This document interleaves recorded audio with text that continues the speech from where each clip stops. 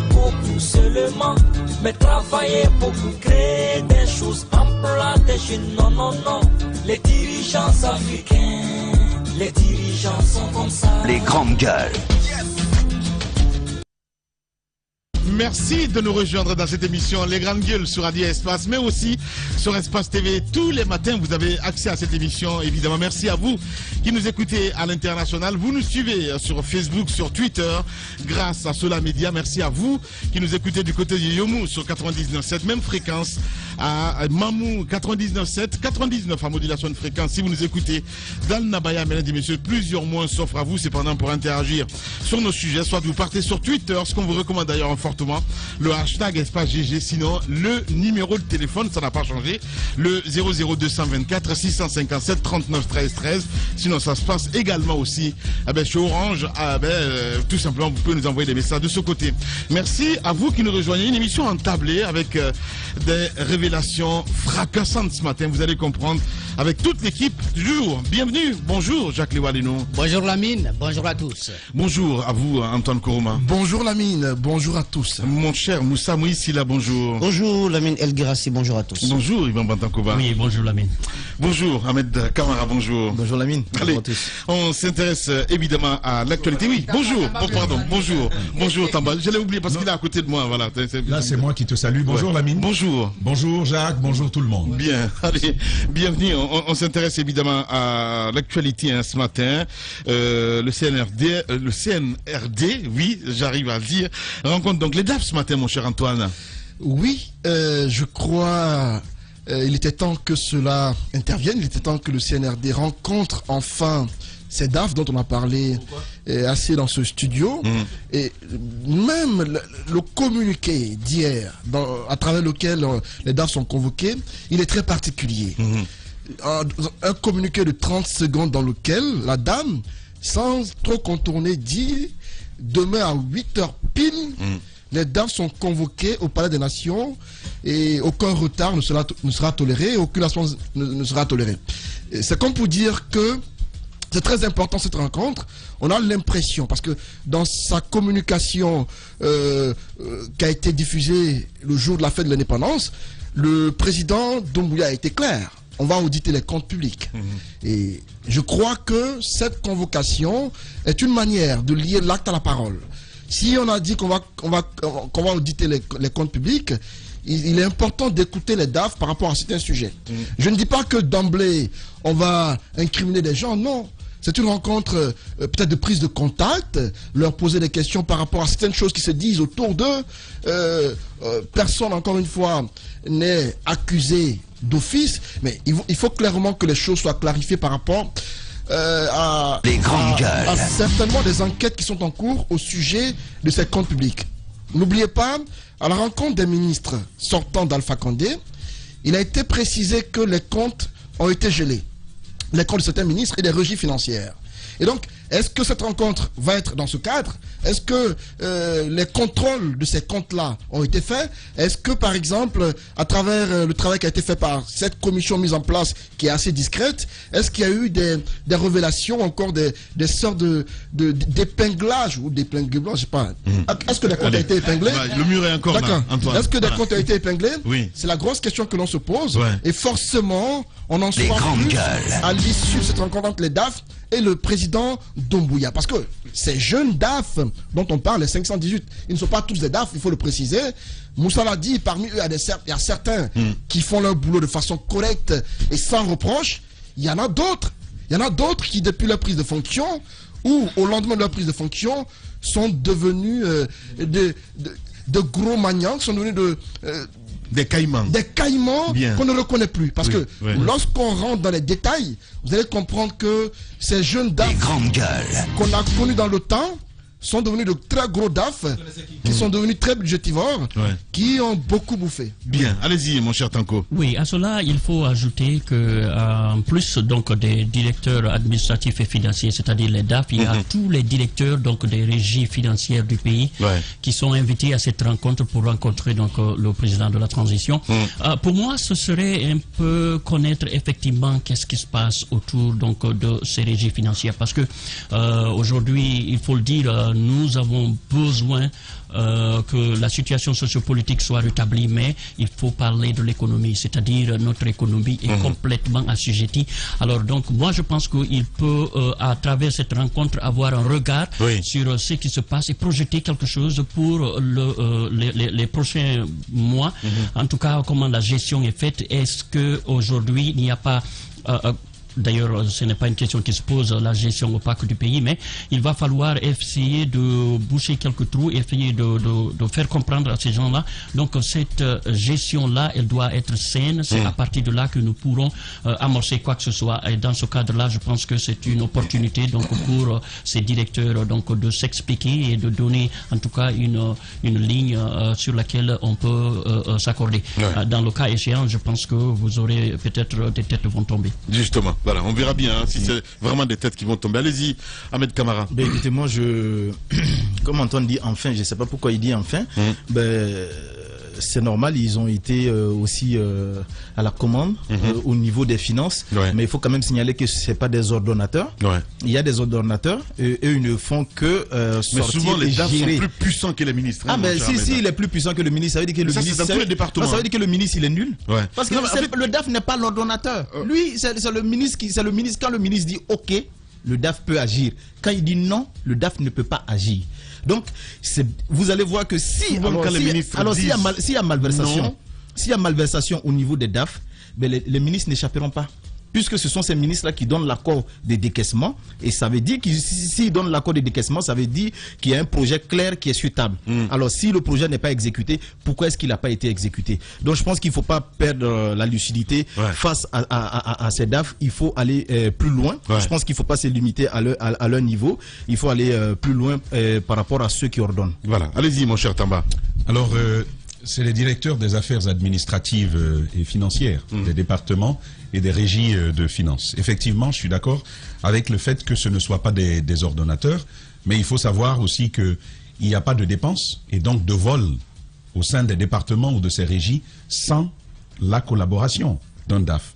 Parce qu'en réalité, je me suis amusé à voir un peu ce que fait quotidiennement un DAF.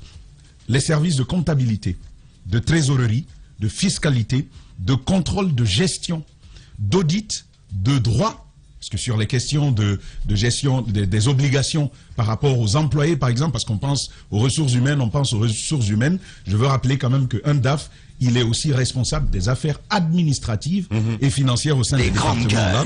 Donc le système d'information, les services généraux et les achats. Donc, ce sont de véritables piliers de ces entités-là, que ce soit pour un département, que ce soit pour une régie financière. Le DAF est donc au cœur de la gestion administrative, au cœur de la comptabilité, du contrôle de gestion et du reporting, c'est-à-dire les bilans d'activité en termes de gestion et d'allocation. Tout ce rapport-là, c'est encore les DAF qui sont responsables de cela. La trésorerie, les crédits, le recouvrement et les relations bancaires, c'est encore les DAF, et ça c'est important à dire. Le droit des affaires, notamment aussi sur la fiscalité, je l'évoquais tantôt, encore une fois, ce sont les DAF qui sont responsables de cela. Et puis, il y a d'autres charges qui sont des charges éventuelles, comme par exemple la gestion des ressources humaines sur les aspects d'obligation que j'évoquais. Les DAF sont donc une clé pour comprendre ce qu'a été la gestion. Mais bien entendu, on va se poser la question de... Et ça, quand je dis cela, c'est pour dire que finalement, il n'y aura pas d'audit, de véritable audit, au sein des départements, au sein de ces entités, sans les DAF. Et donc, c'est avec eux que ça va se faire. Pour comprendre ce qui a pu se passer, il sera impératif que chaque DAF, qu'il soit en Guinée, qu'il ne soit pas en Guinée, soit sur le territoire pour aider à savoir ce qui s'est passé. Parce qu'il faut quand même préciser une chose. Il y a beaucoup de choses qui se disent, notamment sur les... On a vu l'action du CNRD. Bien entendu, je comprends, c'est déjà la démarche politique veut qu'on s'adresse au ministre. C'est ce qui s'est passé. Mais dans la perspective, je pense que là, on est en train d'aller maintenant vers les audits qui ont été annoncés. Le véritable travail commence maintenant avec ces DAF. Cela dit, encore une fois, le bénéfice du doute, il existe. On a tous observé l'enrichissement insolent insolents et rapides et parfois irrespectueux, parce que même s'enrichir là, on peut respecter les gens dedans. Bon, eux là, c'est venu comme ça, comme une magie. Donc il y a ça, mais au-delà de cela, de cet aspect-là, il faut laisser, conformément à ce qu'on a appris en République, à chacun la présomption de l'innocence déjà. Le travail va se faire. Mais le CNRD, moi je suis convaincu que à la rencontre là, il n'y aura pas grand-chose. Hein. Cette rencontre qui va avoir lieu, et peut-être c'est pour leur dire, bon, rentrez tous, vous restez tous, peut-être pour récupérer aussi leur passeport, pour dire de cette période à cette période, vous ne bougerez pas, pour pouvoir lancer les audits. C'est peut-être dans cette logique, mais le CNRD, bien entendu, ne va pas, à la faveur de cette rencontre-là, lancer l'audit de cette façon. Bien. Tamba Zakari Milimono. Allez-y, mon cher Jacques. Vous savez, le président Alpha Condé avait une qualité dans sa gestion. C'est le président qui dénonçait, qui critiquait directement sa gouvernance. Il n'a pas manqué d'accuser donc ces DAF. Il y a à un moment donné, des 518, il disait je connais comment vous avez été engagé et je connais aujourd'hui comment vous êtes devenu assez riche. Il l'a fait dans plusieurs situations, donc des dénonciations comme ça, dirigées directement contre des personnes qui travaillent pour lui. Ça, c'est pour dire que les DAF là ont une importance capitale dans la suite à donner à la moralisation de la vie publique qui doit être faite pendant cette période de transition. Moi, j'ai appris à un moment donné qu'il y a un ministre, un ancien ministre, qui n'avait d'égard que pour son DAF. Même le secrétaire général, il ne le saluait pas. Il venait juste, il n'avait à traiter qu'avec le DAF. Donc ça veut dire que essentiellement, non mais c'est un ministre qui va continuer là. Donc ça veut dire qu'essentiellement le DAF, c'est dommage, hein. Et le DAF était, n'est-ce pas, au centre de toutes les décisions. Et l'autre chose, l'autre chose qu'il faut préciser, au-delà du fait que ce soit des ordonnateurs, il faut quand même dire que ces DAF-là sont nommés par le ministère du budget, donc par le ministre du budget, finance du budget. Donc il les nomme, c'est le budget qui nomme au niveau des différents services, que ce soit dans les départements ministériels qu'au niveau des grandes directions, les directions des hôpitaux, des grandes universités, des grandes entreprises, etc. Partout où ils ont donc un répondant direct qui est donc ces ministres-là, qui se trouve être quelque part comme le grand ordonnateur ou l'ordonnateur principal, je ne sais pas comment on l'appelle en termes économiques. Je crois qu'il y a donc un lien entre ces DAF-là et celui qui a géré, n'est-ce pas, l'économie de ce pays. D'une certaine façon, on peut passer par, en tout cas, ces gens, ces DAF, ils ne sont pas tous jeunes, il y a des vieux parmi eux, pour avoir la lisibilité sur ce qui a été fait de nos fonds publics. Oui, les 518 sont jeunes, mais ce ne sont pas seulement les 518 qui étaient DAF. Voilà. Bien. Convoqué aussi. Jacques Liwa Lino. Allez-y, Madame Hiro. Bonjour. Bienvenue. Bonjour Lamine, bonjour à tous. À cette rencontre, je pense qu'il n'y aura rien, c'est juste pour échanger. Si on veut faire un travail, de fond, Ahmed, il ne faut pas souhaiter cela. Non, je ne souhaite pas, mais tu connais pas la Guinée. Non, il ne faut pas souhaiter cela. On a de nouvelles autorités. Il faut espérer. C'est ce qu'on dit toujours. Il faut espérer que ça soit différent. On espère que ça sera différent. Si ce n'est pas différent, on sera là encore pour dénoncer. Parce qu'il ne faut pas nous annoncer avec tambour et trompette que ça va changer, que la justice sera désormais la boussole et qu'il n'y a rien derrière, parce que vous savez ce qui s'est passé. Nous savons que par exemple les 518, c'est à travers, je crois, le projet féminiser et moderniser l'administration, rajeunir et féminiser l'administration qu'on a eu ces jeunes. Mais c'est extraordinaire ce qu'on a vécu. Nous avons vu des immeubles sortir de terre de façon incroyable. Avec, en fait, la Guinée, on a un sérieux problème. Un sérieux problème de, je sais pas, de conscience, d'amour de la patrie et tout. Les gens, en fait, l'enrichissement illicite, c'est tout le monde, jeunes ou vieux. C'est pour cela que parfois, quand j'entends des jeunes dire non, passez la main aux jeunes, faites ceci, faites cela, on a vu ce que les 518 ont fait. Ils sont pourtant jeunes. C'est des jeunes qui sont venus, qui se sont enrichis de façon illicite. Ces DAF, nous savons que au niveau d'un service, quel qu'il soit, le DAF, tout tourne autour de lui. Parce que tout ce qui est argent, tout ce qui rentre, tout ce qui sort, c'est des personnes. Et puis les jeunes, c'est des gens qui ont étudié, qui savent manipuler les chiffres, qui savent vraiment faire des choses extraordinaires. C'est pour cela qu'on a vécu ce qu'on a vécu ces derniers temps. Pour ceux qui ont des relations avec ces gens, mais c'est ahurissant. Vous ne pouvez pas comprendre. Vous voyez quelqu'un hier sorti d'une école pauvre qui n'a rien, un simple étudiant. Il se retrouve là-dedans, il te sort 3-4 immeubles en un rien de temps. C'est juste, ça ne peut se passer qu'en Guinée. Attention. Et si on nous dit, peut-être qu'il a un chat à travers la gorge, je ne sais pas s'il a d'autres dossiers ce matin. Attends, en attendant que moi je finisse de parler. Ce que je voulais dire, ce pays, il y a du travail à faire. Si les nouvelles autorités veulent vraiment changer la donne, il faudrait que la justice soit un peu plus forte, plus forte d'ailleurs, qu'elle soit au-dessus de tout le monde, parce que nul ne devrait être au-dessus de la loi.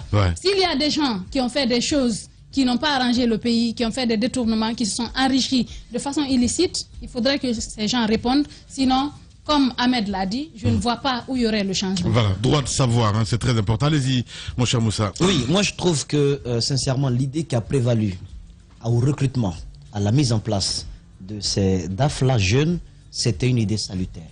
Sincèrement, ce qui a motivé cela, c'était salutaire. Ce sont des amis, des promotionnaires, nous sommes de la même génération. C'était bien de mettre les pieds à l'étrier, de leur faire... Parce qu'à l'époque, quand même, l'administration, il faut le dire, elle était vieillissante. C'est-à-dire que, pas vieux parce qu'on veut s'en débarrasser. Mais certains ne pouvaient plus continuer à travailler. Ils avaient atteint l'âge d'aller à la retraite. Donc, l'idée qui a prévalu, en ce moment-là, le président Alpha Condé a fait le constat, donc il a voulu donner donc la chance à ces jeunes-là. Je pense qu'il y avait quoi par rapport aux 518? Il y avait près de 2000, c'était même pas de 3000 dossiers, après des sélections et autres. Maintenant, ce qui nous a déçus, c'est le comportement de certains parmi les 518. Nous ne pouvons pas les nommer. Ce qui peut être fait pour démêler le vrai du faux, c'est le travail là qui a commencé. Il les rencontre, parce qu'il y a beaucoup de supputations autour des DAF, de ceux qui gèrent les régies financières. Partout, il y a un centime de fonds publics, donc appartenant à l'État. Il est normal que le CNRD il pointe son nez. Justement. Parce que c'est notre agent. Parce qu'on a le droit de savoir. Exactement. Donc, aujourd'hui, c'est une rencontre formelle pour peut-être les écouter. Et aussi les rassurer que ce qui sera fait ne sera pas fait à la tête du client. Ce sera fait sur la base de documents, de dossiers. Exactement. Donc ce sera sur la base des documents. Quand je prends un document comme ça, je regarde la signature de la personne, je regarde qu'est-ce qui a été fait, est-ce que ça obéit au circuit financier normal. Voilà, c'est le dossier qui vous attrapera. Doumbouya, le CNRD ne regardera pas votre nom, votre patronyme ou de quelle région vous venez, votre couleur politique, pour dire non, celui-là doit aller en prison. Non. Et puis en plus, ce n'est pas à lui d'envoyer les gens en prison. Ce n'est pas au CNRD. C'est la justice. Exactement, c'est la justice. Et à l'issue de quoi? À l'issue d'un travail profond d'audit qui sera effectué. Parce qu'il ne faut pas oublier, les DAF sont quand même les garants de la bonne exécution des budgets dans les départements. C'est pourquoi ils ne sont même pas nommés par les chefs de département. Ce n'est pas eux qui les nomment. S'ils sont un peu craints et tout ça, c'est à cause de ça. C'est-à-dire, pour contrôler l'argent public, on les parachute. Ils viennent d'un point A pour un point B, afin qu'ils soient vraiment indépendants sur certains plans. Quand ce n'est pas bon, vous ne devez pas exécuter. Mais certains parmi eux nous ont démontré que, en fait, l'enrichissement ne vient pas du secteur privé, mais du secteur public. Et c'est le monde à l'envers. Lui, il vient des United States of America. Ils sont deux ici dans ce studio. Alors, ils savent toute la force, c'est pas grave, ils savent toute la force du secteur privé. Les milliardaires dans le secteur privé, vous êtes dans les BTP, vous faites soumissionner à des commandes publiques, vous êtes riche, vous êtes millionnaire la mine. Mais c'est bon, vous êtes à la tête d'une entreprise privée.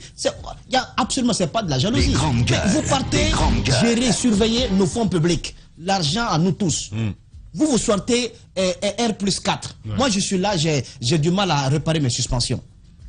C'est révoltant. Donc, je pense que ce qui peut démêler le vrai du faux, c'est ce processus qui a commencé et ça va être à l'issue donc d'un audit qui sera fait. Je sais que certains parmi eux, j'ai l'info, avaient commencé à se réunir depuis maintenant 10 jours pour dire on commence par en parler de nous. Nous sommes les 518. Il faut qu'on sorte 518 coups pour essayer de clouer le bec à certaines personnes afin que l'engraissement soit si fort qu'il n'y ait pas de trucs. Vous allez jeter de l'argent, on va bouffer, il n'y aura rien. L'essentiel, si vous n'avez absolument rien fait qui parte dans le sens de la dilapidation de nos fonds publics, vous n'avez pas à avoir peur. Vous n'avez pas du tout à avoir peur. Mais ceux qui ont calé des contrats sur 2 ans, 3 ans, avant de quitter leur poste même de DAF, qui ont, sur des commandes publiques, fait des marchés avec des pourcentages qui ont complètement percé, qui ont crevé le plafond des dépenses dans leur département. Mais si les documents sortent, ben vous allez répondre des actes que vous avez posés. Ouais, voilà. C'est bien dit. Allez-y. Moussa, il connaît bien ces DAF-là, sincèrement. Moi, je vous cache pas que j'ai des craintes. Ouais. Et je n'y crois pas. Ouais. Du tout. Franchement, je pense pas qu'on va pouvoir aboutir à quelque chose. C'est pourquoi, moi, en tout cas, ce que je disais, le CNRD peut mettre les bases, mais ce combat-là, à mon avis, reviendra à la justice. Non seulement à la justice, mais au président qui sera élu à l'issue de cette transition. Je vous dis pourquoi. Ouais. Les coordinations vont commencer à se réunir tout de suite. Mais tu n'as pas compris. Non. Non mais attends, il faut l'écouter, c'est important. Comment ça fonctionne le point, je comprends très bien ce que tu veux dire. Voilà. C'est comme le Sénégal, quand tu prends les marabouts et tout ça. Oui, ils sont plus puissants que le président. On a vu quand... ben oui. Le maire de Dakar est en prison. Oui, mais il n'a pas de marabouts. Je te dis, au Sénégal, les marabouts sont plus puissants. Le maire de Dakar, il est allé en prison. C'est pas un débat, tu le sais très bien. Non mais tu le sais très bien, c'est pas un débat. Non, on n'est pas. Non, ça n'a absolument rien continu. Non. Mais je suis en droit de poser des craintes. Mais si j'ai des craintes, je peux le dire. Maintenant, si le CNRD arrive à résister, tant mieux. Ouais. Mais je sais que, voilà, c'est mon souhait. À part les coordinations. Ouais. Maintenant, je sais, oui, mais à part ces coordinations-là, comme vous parlez, non seulement, il y a les grands parrains. Quand on prend le processus, c'est pas, on a vu ici un détournement de, je sais pas combien de millions, mais de milliards plutôt. Mais on nous dit quand on cite tout, bon, finalement on se retrouve à la tête. Je vois, il y a beaucoup d'implications. Il y a beaucoup de ramifications. Voilà. Donc c'est pour vous dire que finalement, ces coordinations-là peuvent s'ingérer dans la danse. En venant faire quoi exactement? Les grandes gueules. Monsieur le Président, ce sont nos enfants. Laissez-les tranquilles. Ouais. Sinon, la collaboration peut être compliquée avec nous. Non, mais de toute façon, vous êtes... Non, c'est ce que je dis. Je dis, ce sont mes craintes. Maintenant, si ça ne se fait pas, ok. Si ça se fait et que le colonel arrive à résister, tant mieux. Mais, en tout cas, je ne rejette pas cette étape, puisque je sais que dans ce pays... Encore une fois, moi je crois... Si tu permets, je veux juste... voilà. Non, parlez, en quelque sorte, parce qu'il tire les leçons du passé. C'est ce qu'on a toujours vécu. C'est des craintes, évidemment. C'est son droit. Et c'est le même engouement que nous vivons aujourd'hui avec l'arrivée de ces nouvelles autorités. Alors, c'est à nous, l'ensemble donc de la citoyenneté, de veiller au grain. C'est-à-dire, nous devons tous constituer des cellules de veille pour dire non, cela ne peut plus se passer. Ces coordinations régionales doivent venir au niveau du sommet pour intervenir pour qui que ce soit. Alors, c'est maintenant ou jamais que le CNRD, avec toute l'équipe, comprendra qu'effectivement, nous ne devons pas céder à ce chantage-là. Parce que c'est un chantage émotionnel.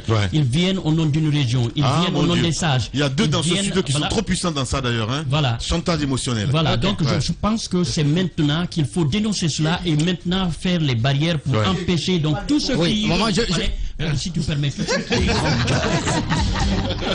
dans ce cadre-là. Parce que si nous restons ici, nous croisons les bras et nous restons pessimistes, les choses ne vont pas bouger. Alors nous disons aussi les vérités au CNRD. Ça ne veut pas dire que ce sont des intouchables.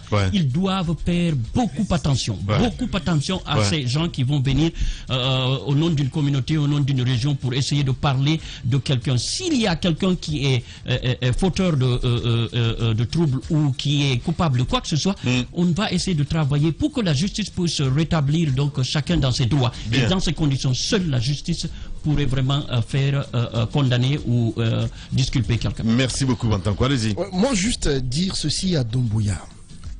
À sa prise de pouvoir, il a vu qu'il y a des Guinéens qui, depuis le départ, le soutiennent dans leur majorité. Actuellement, tous les actes qu'il pose sont appréciés par tout le monde, par les grandes gueules. On apprécie ses actes. Mais qu'ils comprennent une chose. S'il fait le contraire des annonces faites au départ, il va être rattrapé par les mêmes personnes qui aujourd'hui le félicitent. Et par les Guinéens et par la presse. Tout ce qui est bon, nous les apprécions. Mais si, dans les faits, ce n'est pas ce à quoi on s'attend. Par exemple, faire des annonces, dire qu'on va lutter contre la corruption, les grandes gueules, dire qu'on va auditer les comptes publics, dans le but de faire plaisir aux gens et ne pas le faire, qu'ils comprennent une chose. Je comprends très bien ce que tu veux dire. On va le rappeler à l'ordre. Faire du populisme. Du populisme. Ouais. Il comprendra bien que ce ne sont pas de 20 mots, ce ne sont pas de belles paroles que nous prononçons et que de règles qu'il n'y aura pas de représailles. Bien. Si Doumbouya et le CNRD n'appliquent pas les promesses faites, s'ils ne vont pas dans le sens de ce que veut la population guinéenne, qu'ils comprennent une chose, il va être décrédibilisé. Qu'ils le comprennent, parce que ça ne va pas durer, il va entendre la voix de ce peuple-là qui peut dire non, le même peuple qui dit oui aujourd'hui. Et donc, il n'a pas droit à l'erreur. Ils ont le devoir d'aller jusqu'au bout. Si aujourd'hui, on nous fait de grandes annonces... Non, attendez... Mais tu l'as déjà dit. Non, oui. je le réitère parce que en fait, il attend le mur. Voilà. Sinon, il n'y a pas plusieurs manières de dire ce que tu as dit là. La répétition, elle est pédagogique. C'est pour qu'ils comprennent de quoi je veux parler. S'il ne va pas jusqu'au bout, on va l'interpeller. Bien, c'est bien. Merci beaucoup, mon cher Antoine. Je voudrais dire deux choses rapidement. Moi, je pense, Ahmed, c'est bien de s'inquiéter ou d'émettre des craintes. Mais la crainte que tu as avec les coordinations, elle est beaucoup plus pesante lorsque c'est un pouvoir élu qu'avec un pouvoir exceptionnel. Donc, non, mais j'en sais parce qu'on a vu avec celui qui était là. Donc, ce que je veux ajouter, c'est bien prouvé. C'est bien prouvé. Qui a fait, le CNRD, c'est bien prouvé. C'est bien prouvé. Mais c'est encore les mêmes coordinations qui ont tenu le pouvoir élu qui était là. Oui, on a bien compris. C'est pour dire qu'ils sont capables d'agir à tout moment. C'est au pouvoir exceptionnel, donc le CNRD, d'organiser, n'est-ce pas, les audits et peut-être aller au-delà. Parce que je ne pense pas que les audits puissent vraiment nous aider à connaître toute la vérité sur ce qui a été fait. Bien. Parce que les audits vont se faire sur... on va vérifier les reçus, on va vérifier les comptes, l'argent qui est sorti, ça a servi à quoi. Mais ce sont eux qui manipulent les dossiers. Ce sont les DAF qui manipulent les dossiers, ce sont les ministres, ils savent tout. Mais je crois que si on part sur le concret, par exemple, en vérifiant la richesse des gens, les avoirs des gens, ça c'est du concret. Est-ce que leur salaire leur permettait de bâtir, n'est-ce pas, des immeubles comme ça en un laps de temps? On s'en sortirait mieux que lorsqu'on va se perdre dans les dossiers qui sont quand même maîtrisés par eux qui les ont manipulés. Merci beaucoup Jacques Lewa. Qui audite? C'est l'autre question que je pose aussi. Allez-y. Voilà, bien entendu, la personne de l'auditeur aussi se pose. Mais Jacques soulève deux choses déjà. Premièrement, c'est les audits. Et les audits, globalement, c'est le contrôle entre ce qui a été prévu et ce qui a été réalisé. C'est une confrontation de ces deux choses-là. Les audits, c'est aussi l'exigence d'apporter la preuve que ce qu'on a dit qu'on a réalisé a effectivement été réalisé. Ça, c'est aussi cela. Et puis, finalement, on veut s'assurer que ce qui a été réalisé ne soit pas quelque chose d'inventé. Je parle là de détournement de fonds. On dit d'envoyer l'argent par là, même s'il n'a pas été volé, il a été envoyé ailleurs. Tout ça pose des éléments de suspicion. Maintenant, le deuxième niveau, c'est celui de l'enrichissement illicite. Je pense que ça peut aller de pair pour identifier. D'ailleurs, il semble que ces biens là sont déjà identifiés. À mon avis, il faut déjà aller là-dessus. Maintenant, Lamine, en terminant, je veux quand même souligner qu'en Guinée, il y a quand même une nouvelle force qui a émergé depuis un certain nombre d'années. Une force à la fois renforcée par j'ai envie de dire, l'explosion des réseaux sociaux ici en Guinée. Elle est constituée justement de l'opinion. C'est par exemple celle autour du FNDC, c'est les médias qui existent. Mais au-delà de cela, c'est entre guillemets le Guinéen lambda qui a quand même aujourd'hui la possibilité de faire entendre sa voix. Et en raison de plusieurs éléments, on peut dire que le CNRD suit ce type d'avis sur la toile aujourd'hui. C'est pour dire que coordination ou qui encore, parti politique, groupement d'intérêt, ils n'ont qu'à venir. Ils n'ont qu'à essayer de jouer. Ça ne va pas être caché.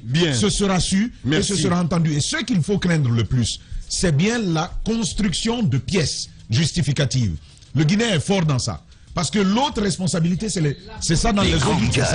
On dit, j'ai dépensé 1 milliard, on est capable, pour une dépense de 2001, repartir, voir un commerçant lui dire, fais-moi une facture, fais-moi un reçu, tu me l'envoies pour aller justifier ce que j'ai fait de façon assez Merci beaucoup, folle. Tamba. Merci beaucoup, Tamba. Allez-y, madame. Pardon. Oui, c'est moi d'abord. Alors, ce que je voudrais dire, Lamine, je pense que ces jeunes, on les a applaudis à leur arrivée. C'est vrai que c'est difficile parfois, hein, l'exercice politique. C'est ce qu'on a essayé de faire avec le président Dechu. On lui a rappelé à chaque fois son beau parcours historique pour ne pas qu'il arrive à le ternir. Ouais. Je pense que ces jeunes, à leur arrivée, à leur prise du pouvoir, j'ai notamment écouté le colonel Mamadi Doumbouya qui a cité Rawlings. On a tellement cité Rawlings, un bel exemple. Pourquoi on ne citerait pas un Guinéen à la fin? Je pense qu'ils ont le choix. Ils ont le choix entre choisir le bon chemin et essayer de se perdre. S'ils se perdent, nous serons là pour alerter, pour les rappeler à l'ordre. S'ils l'entendent, ce serait bien pour eux. S'ils n'entendent pas, vous avez vu ce qui s'est passé. À la fin, c'est vrai que le peuple s'est résigné. Mais ça conduit à quoi? À un coup d'État, à la chute. En fait, vous pouvez essayer de faire des choses, vous pouvez penser que vous êtes fort, mais c'est jusqu'à un certain niveau. Le chemin, le plus beau chemin à emprunter, c'est le plus droit chemin. Le plus droit chemin, c'est de faire les choses comme cela se doit. Ils ont de belles promesses. Ils ont vu que le peuple de Guinée n'est pas exigeant. Vous avez vu ce qui s'est passé? Il a juste fallu que l'armée prenne le pouvoir. On sait que ce n'est pas légal. Mais puisque le peuple en avait marre, ils ont applaudi ceux qui sont venus. Vous avez vu ce qui s'est passé lors de la fête de l'indépendance? Les Guinéens avaient besoin de ça, de communier avec leurs dirigeants. Le peuple, c'est cela. Vous êtes là parce que le peuple est là. C'est le peuple qui légitime votre présence au niveau de la présidence ou à n'importe quel poste. Alors faites ce que le peuple veut. Il veut juste pouvoir jouir de sa liberté, par exemple, de manifester le 2 octobre tel qu'on l'a vécu. On a vu Doumbouya sur l'axe qui souvent se dit hostile au service de sécurité. Mais il a été applaudi, il a communié avec le peuple. C'est juste ce que l'on veut. Je pense qu'ils ont intérêt à aller dans le sens de la refondation souhaitée par le peuple de Guinée, donner une constitution qui vraiment puisse permettre ce pays d'aller de l'avant, organiser des élections telles que le peuple le réclame et pouvoir sortir par la grande porte. Et qui sait par la suite ce que deviendra cet homme. Parce que celui qui va réussir quand même à remettre la Guinée sur les rails rentrera grandement dans l'histoire de ce pays parce que le peuple a trop souffert. On n'a pas besoin qu'il se laisse manipuler par des coordinations, par des communautés ou par quelqu'un d'autre. Il faudrait qu'ils puissent respecter la parole donnée au départ. Ils ont fait des promesses, ils n'ont qu'à les tenir. Voilà, bien dit. Allez-y, mon cher Moussa. Il y a quand même quelque chose de concret. Quand vous avez une commande publique qui doit être exécutée, sur le terrain, il y a des possibilités de vérifier l'exécution de ces commandes-là. Vous avez par exemple 1000 doses de vaccins qui devraient être données à une population dans un village X. Si l'argent a été sorti pour l'achat de ces vaccins, et sur le terrain, c'est comme les moustiquaires. Vous pouvez aller voir pour savoir si les populations l'ont reçu. Si on veut un travail sérieux, pas un travail entre les bureaux. C'est-à-dire, on vous donne des documents avec des cachets, des signatures, vous allez vérifier sur le terrain. C'est très très basique. Vous avez une école qu'on devrait construire quelque part là-bas à Youmou. L'argent a été sorti et tout, vous allez trouver qu'il y a eu la pose de la première pierre, rien n'a été fait. Donc, on peut faire un travail sérieux mais je ne souhaite pas que ça se limite à un circuit administratif ici, à Conakry, il faut aller sur le terrain. On parle des sanctions, mais il y a aussi toutes ces régies financières. Vous prenez le cas de la Direction nationale du budget, dont je t'en parlais, dont je te parlais en off, à la division solde. C'est un dossier auquel je m'intéresse, mais c'est grave. Ce qui se fait là. Les grandes gueules. Au niveau de la Direction nationale du budget. Donc il y a trop de choses, et nous reviendrons sur ce dossier si tout se passe bien la semaine prochaine. Il y a trop de choses qui se passent dans ce pays au niveau des finances publiques. Doumbouya le sait, qu'être une force spéciale, c'est avoir une écoute spéciale, un regard spécial, une démarche spéciale, mais aussi des actions spéciales. Donc il ne peut pas s'amuser avec, sinon la réponse du peuple sera spéciale. Bien. Moussa Moïse Silla, vous êtes chez les GG. Les grandes gueules sur Espace, c'est la représentativité de la diversité de la société guinéenne. Ils n'ont jamais peur de défendre leurs idées. Entre débats animés, accrochages et éclats de rire, 2 heures de talk show pour parler, décrypter et débattre de l'actualité et des véritables préoccupations des Guinéens. De 9h à 11h sur Radio Espace et en simultané sur Espace TV. Espace. Espace TV Guinée est sur YouTube. Abonne-toi. Espace Guinée sur YouTube. Espace TV en avance sur les réseaux sociaux. Radio Espace, les grandes gueules.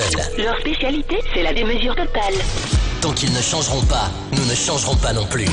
Les grandes gueules, à suivre tous les jours sur la radio d'opinion. Radio Espace.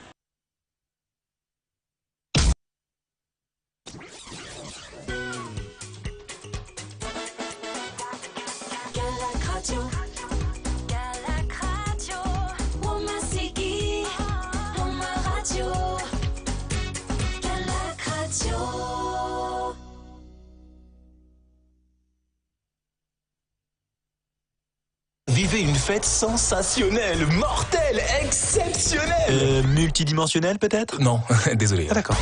Ce modèle d'annonce, il n'y a que Adafo Média pour le faire. Pour toute information, contactez-nous 628 06 06 60. Adafo Média. Et si vous commenciez maintenant? En route pour de nouveaux horizons. Aventure, évasion, rencontre, partage, dépaysement. Voir la Guinée autrement. Pour cette rentrée, nous vous proposons des inédits. Bienvenue sur Adafo Média.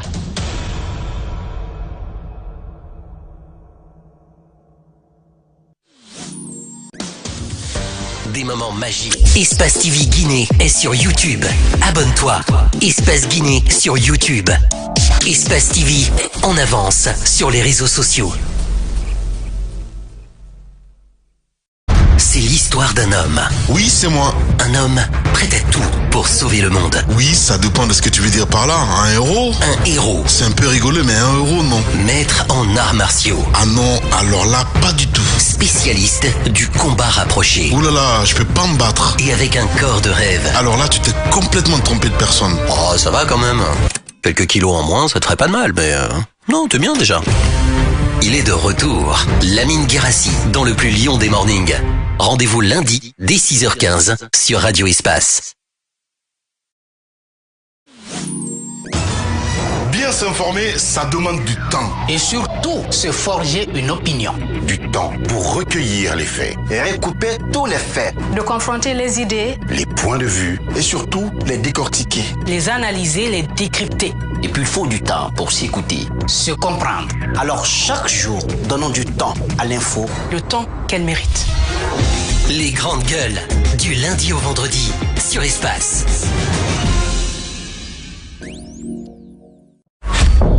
En route pour de nouveaux horizons. Aventure, évasion, rencontre, partage, dépaysement. Voir la Guinée autrement. Pour cette rentrée, nous vous proposons des inédits. Bienvenue sur Adafo Média.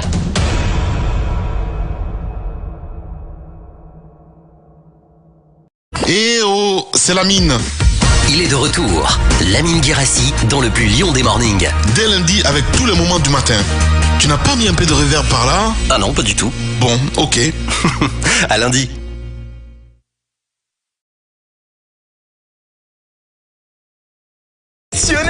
Multidimensionnel peut-être? Non, désolé. Ah, d'accord. Ce modèle d'annonce, il n'y a que Adafo Média pour le faire. Pour toute information, contactez-nous 628 06 06 60. Adafo Média. Et si vous commenciez maintenant? Guinée est sur YouTube. Abonne-toi. Espace Guinée sur YouTube. Espace TV en avance sur les réseaux sociaux.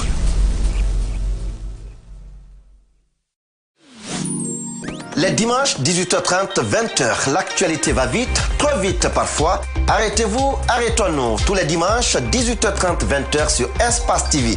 La pédagogie, les faits, rien que les faits, avec des journalistes, des hommes politiques et de la société civile. Le débat d'idées, même celles qui fâchent. Avec nos invités, vous allez vous faire votre opinion. Le club de l'actualité, tous les dimanches, 18h30, 20h, sur Espace TV.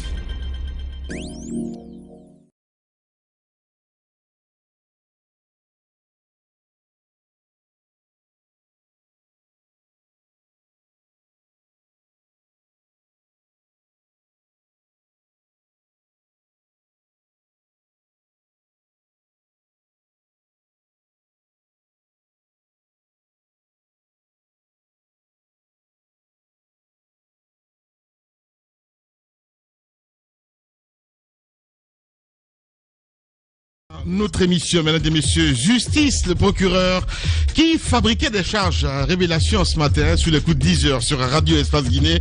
On parlera aussi transport, entre autres. Mais d'abord, Bantongo, on s'intéresse à ce tout autre sujet, mon cher ami. Centre national d'orthopédie, vous dites des travaux à l'arrêt. Oui, là, mais malheureusement, si vous vous rendez compte que il y a 8 ans de cela, j'étais encore là et nous étions tous à Espace ici, nous avons couvert l'événement là à la rédaction. Il y a eu beaucoup d'engouement autour donc de la signature de ce contrat parce qu'on avait été même les premiers à dénoncer un certain fait, de dire que aujourd'hui donc les nationaux sont lésés, c'est-à-dire de donner la chance aux entreprises guinéennes aussi pour faire preuve sur le terrain. Alors c'est dans ce cadre-là que donc le contrat donc de la construction du Centre national d'orthopédie au CHU Donka avait été donc octroyé à 2 entreprises, Savani et Frères et c'est Guinée, pour construire donc ce local. Donc le bâtiment central était donc à la charge donc de Savani et Frères. Et puis la construction des logements avec tout ce qui s'ensuit avec des salles de sport était donc sous la coupole de ECC Guinée. Alors, le contrat, donc, pour Savani, puisque Savani avait la plus grande part, s'étalait sur 19, un peu plus de 19. Les grandes gueules. Un peu plus de 19 milliards pour 11 milliards pour Savani et Frères et 8 milliards pour ECC Guinée. Alors, qu'est-ce qui se passe?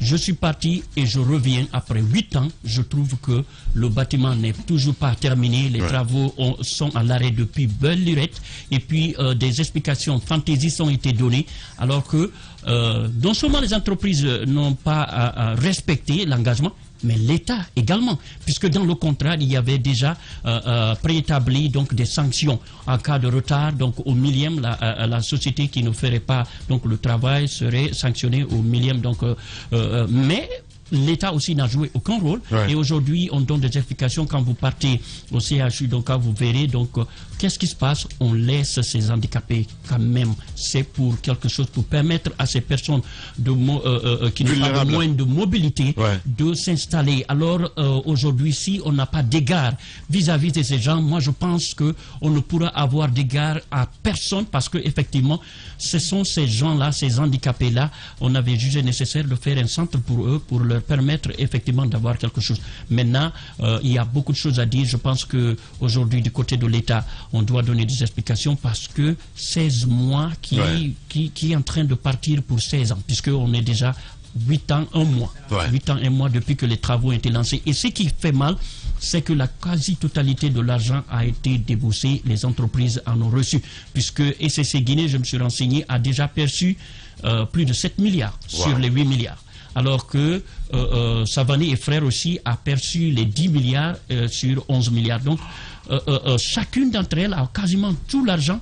Mais aujourd'hui, je ne comprends pas comment est-ce que, après tout ce temps-là, ce centre d'orthopédie n'a pas vu jour et l'État reste encore à demander des explications et dire que oui, les promesses ils vont tenir les promesses. Mais je me demande quand est-ce que ces promesses seront tenues. Jacques en connaît un petit peu, parce que je pense qu'il a déjà discuté avec la directrice, qui peut-être certainement acceptera d'intervenir prochainement dans nos émissions ici pour expliquer un petit peu qu'est-ce que l'État, à son niveau, qu'est-ce que l'État a fait? Qu'est-ce qu'on fait de ces sanctions qui avaient été... Parce que le contrat a été signé. Et surtout qu'on a perçu quand même 80%. En tout cas, plus de 80%. Plus de 80%, oui. C'est ce qui est dommage, quoi, en fait. Je comprends pas. Allez-y, mon cher. Le dernier paiement a été fait en 2018. C'était, je crois, 7 milliards qui avaient été donc versés pour accélérer les choses. Ce qu'on nous dit, c'est qu'à chaque fois qu'une nouvelle ministre, puisque c'est les femmes qui gèrent ce département-là, parce que l'action sociale, le centre est rattaché au ministère de l'action sociale. C'est en lien avec l'article de Guinée News d'hier ou pas du tout? Oui, c'est un peu en lien. C'est en lien. Donc à chaque fois qu'une nouvelle ministre arrive, donc l'entreprise se bouge un peu, vient faire des petits travaux et après quitte. Le bâtiment dont on parle pour des personnes à mobilité réduite renferme l'essentiel des services qui doivent être mises en place, et notamment les salles de sport, les salles de traitement, en tout cas tout ce qui doit être l'imagerie, les prothèses, tout ce qui doit être fait, c'est au niveau de ce bâtiment principal. Wow. Et depuis que, comme il l'a dit, depuis que le lancement a été fait, c'était pour 16 mois, on s'est étalé sur beaucoup d'années. La directrice, elle tente d'agir, mais elle ne peut pas aller au-delà, puisqu'il y a quand même des personnalités à un certain niveau qui doivent décider. Non, mais elle n'a pas fait 8 ans là-bas, elle a remplacé quelqu'un. Je crois qu'elle est venue au temps de Sanaba Kaba pour pouvoir continuer à travailler. Ça fait pas 8 ans avec Sanaba. Je crois qu'il y a du sérieux qu'on devrait accorder quand même à ces personnes handicapées dans notre pays. Déjà, elles se sentent assez lésées dans beaucoup de choses. Pour le service qui doit encore les prendre en charge, on accepte, même quand l'argent est sorti des caisses de l'État, que l'entreprise qui est choisie pour faire ce travail-là ne puisse pas continuer à le faire. Je crois que c'est assez dommage. Et ce qu'il faut dire, comme on le disait un peu hier avec les entreprises locales, qui veulent avoir des marchés avec l'État guinéen. Malheureusement, nous le voulons bien parce que les nationaux doivent avoir des contrats pour redistribuer ici. Mais avec un tel comportement de la part de ces entreprises qui ont la charge de construire ces bâtiments au centre d'orthopédie, je crois que ce n'est pas encourageant. Voilà, alors là, pas du tout. Allez-y, mon cher Ahmed. Voilà. Je pense que cette dame ne devrait pas croiser les bras sous prétexte que non, elle a peur de quoi. Non, ça passe ou ça casse. Et ces gens-là aussi, ils ont raison, parce que parmi tous ceux qui ont géré ces départements-là, on n'a pas vu quelqu'un qui avait un pied coupé. Donc il ne sait pas ce que ça veut dire. Non, c'est la vérité. Il ne sait pas ce que ça veut. Il sait pas ce que ça veut dire.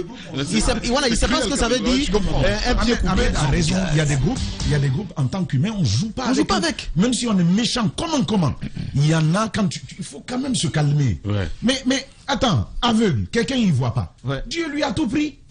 Il peut pas marcher comme vous. Il y a un handicapé qui se traîne. Quand vous venez sur le pont 8 novembre, à partir de la corniche est de Conakry, il se traîne tout le temps. Quand vous voyez sa situation, parfois vous êtes amené à pleurer. Mais vous savez, on a poussé la méchanceté à un certain niveau. C'est pas que de la corruption qui est en nous, hein. Ça, c'est de la méchanceté. C'est de la méchanceté. Alors donc, c'est pourquoi je dis que ce centre, si ça a duré, c'est parce que eux, ils ne sont pas dans cette situation, ils ne savent pas. Mais normalement, quand on a une conscience, on doit quand même pouvoir assister ces personnes qui sont dans ces situations-là. Il y a une chose, quand on n'a pas le temps de lire, ayons quand même le temps de regarder ou d'écouter. C'est important. Parce que c'est ça le problème en Afrique. Regardez un exemple du côté avec Paul Kagame. L'un des meilleurs palais des congrès en Afrique se trouve au Rwanda, chez Paul Kagame. Mais qu'est-ce qui s'est passé? Ils ont lancé un appel d'offres dans les normes. Et c'est une société chinoise qui a remporté. Ils ont commencé les travaux. Il s'est impliqué personnellement en faisant assister ces travaux-là. C'est-à-dire le cabinet qui a fait l'expertise pendant que les travaux continuaient, c'est un cabinet allemand, complètement détaché des Chinois. Mais au bout d'un certain temps, ils ont fait un rapport au président pour lui dire non, le travail que vous avez demandé, c'est pas ce qui est en train d'être fait. Quand on a mis 10 sacs de ciment ici, ben, ils en mettent 6 ou 4. Donc, ce n'est pas bon ce qui est en train de se faire. Mais Paul Kagame, qu'est-ce qu'il a fait? Il a pioché ces Chinois-là et il les a foutus en prison. Quand il les a foutus en prison, ça crée un incident diplomatique entre son pays et la Chine. Mais au finish, qu'est-ce qui a été fait? Le travail a été fait, mais bien fait plus que ce qui était même prévu sur les papiers. Mais aujourd'hui, il a l'un des meilleurs palais de congrès en Afrique. Pourquoi on ne peut pas s'inspirer de ce genre de situation? Que ce soit des nationaux ou que ce soit des étrangers, vous faites le job. Si vous ne faites pas le job, votre place c'est la prison. Jusqu'à ce que le travail soit fait. Demandez des comptes. Allez-y, Antoine. Juste, c'est Bantanko tout à l'heure qui me faisait rire. Je constate qu'il a quitté la Guinée, ça fait longtemps. Je lui souhaite la bienvenue. Parce que Bantanko, si tu ne sais pas, il y a une structure qui est née dans ce pays qu'on appelle la Blogui, qui chaque année revient sur le bilan des promesses électorales d'Alpha Condé. Ce Tablogui a fait des conférences de presse pour nous dire, pour nous faire l'état des lieux par rapport à ce qui a été dit à la prise du pouvoir ou même pendant les élections et ce qui a été fait. Quand vous voyez le résultat de leur rapport, il y a un fossé entre le dit et le fait. Alpha Condé fait partie des présidents, sinon le seul président dans la sous-région, a fait beaucoup de promesses, mais pour peu de résultats. Il y a eu tellement de promesses faites que aujourd'hui, on se demande que sont devenues la plupart des annonces qui ont été faites. C'est dans ce pays qu'on a inauguré un hôtel, l'hôtel Kaloum. Le lendemain, on n'a pas pu loger là-bas. On a inauguré un hôtel à la veille des élections. Le lendemain, tu vas pour loger, tu ne peux pas y loger. On a posé des premières pierres d'édifices ici dans ce pays. Mais c'est grave ce que tu dis là, Antoine, parce que tu fais de la normale en Comment fait. ça? Si, je suis désolé. Non, je viens de dénoncer à dire que... Ce que je veux dire. Ce que je veux dire. En plus de ça, il ne m'informe pas parce que... Tu n'as pas compris ce que je veux dire. Tu t'es alarmé de constater qu'un bâtiment n'a pas été construit. Non. Oui. Sous Alpha Condé, c'était normal parce qu'il nous y a habitués. Alpha Condé a posé des pierres d'édifices. Attendez la mine, c'est une vérité. Ça ne nous surprend pas. Moi, ça ne me surprend pas que ce bâtiment ne soit pas fini parce que ce n'est pas le seul bâtiment. Il y en a eu beaucoup dans ce pays. En tant que je te comprends, tu as été dans un pays où on est très sensible. C'est un pays où on respecte tout. Chez nous, ce n'est pas le cas. Dans ce pays, rien n'est normal. Ça, ce sont les handicapés. Il y a eu la nièce. La nièce, on nous a promis qu'on va faire des transferts de crédit aux pauvres. Mais ils sont à Kaloum, les mendiants sont sous les yeux. Les gens sont logés au pont 8 novembre et même à la mosquée Faïsal qui sont pauvres jusqu'aux os qui demandent de l'argent. On ne leur donne pas de l'argent, on fait transfert à des gens qu'on ne connaît pas. On dit oui, c'est aux pauvres qu'on fait le transfert. C'est quoi le critère? On ne connaît pas. Moi, à mon avis, il y a eu des actes dans ce pays. Non, sincèrement, c'est énervant. Après, vous apprenez des sommes colossales. On vous dit, on a transféré des milliards de francs guinéens à des Guinéens. Mais à qui on a transféré ces montants-là? Moi, je ne les connais pas du tout. Parce que pour moi, le critère premier, c'est ceux que nous connaissons, qui sont sous nos yeux, à qui on n'apporte pas d'aide. Et voici des projets, par exemple, qui pour moi, sont passés à côté. Après, on va nous dire, ouais, orthopédie. Je suis sensible à cela, mais avec Alpha Condé, ça ne me surprend pas parce que c'est un habitué des faits. Allez, Antoine. C'est l'émotion qui prend là, sincèrement. Allez-y, madame. Allez-y, assume. C'est pas l'émotion. Antoine a tout à fait raison. On nous a habitués à faire des promesses et à ne pas les respecter. C'est pour cela que, comme il a dit, l'AIDI a été mis en place et finalement, c'est pour faire comprendre aux Guinéens. En fait, quand vous prenez un centre d'orthopédie, par exemple, c'est pour permettre à ces messieurs qui se traînent, tel que disait Tamba, d'avoir des prothèses et pouvoir marcher comme tout le monde. En fait, comme il a dit, en Guinée, on ne parle pas de corruption, en fait. Les gens sont méchants. Les gens sont méchants. C'est de la méchanceté, par exemple, que d'être dans un palais, tout en sachant que tu dors sur l'argent d'une personne qui cherche juste à tenir sur deux pieds, sur ses jambes. Tu dors, tu manges cet argent, tu envoies tes enfants étudier avec cet argent-là. Et pour changer la donne, il faudrait que la justice s'applique.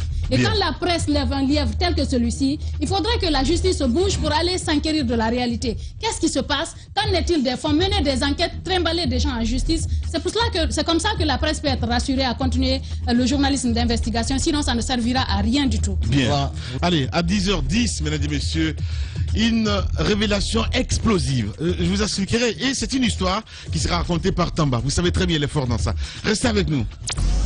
Radio Espace, les grandes gueules. Leur spécialité, c'est la démesure totale. Tant qu'ils ne changeront pas, nous ne changerons pas non plus. Les grandes gueules, à suivre tous les jours sur la radio d'opinion. Radio Espace.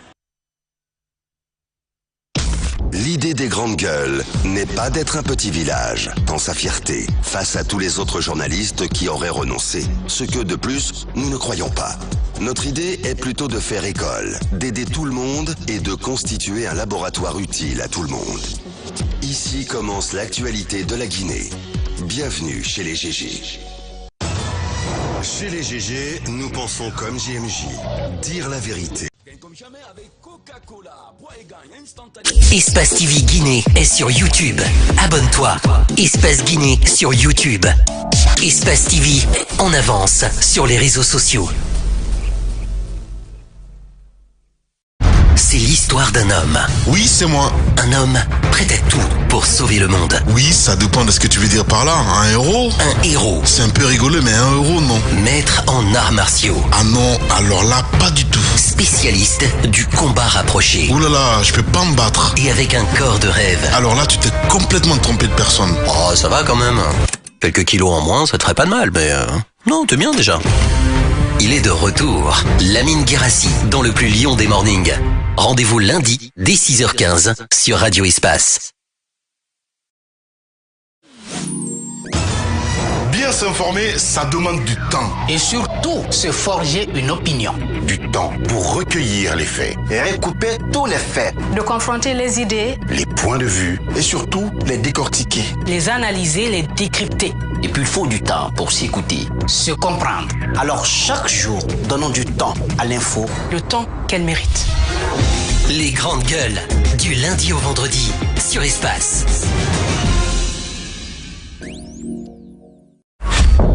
En route pour de nouveaux horizons. Aventure, évasion, rencontre, partage, dépaysement. Voir la Guinée autrement. Pour cette rentrée, nous vous proposons des inédits. Bienvenue sur Adafo Média.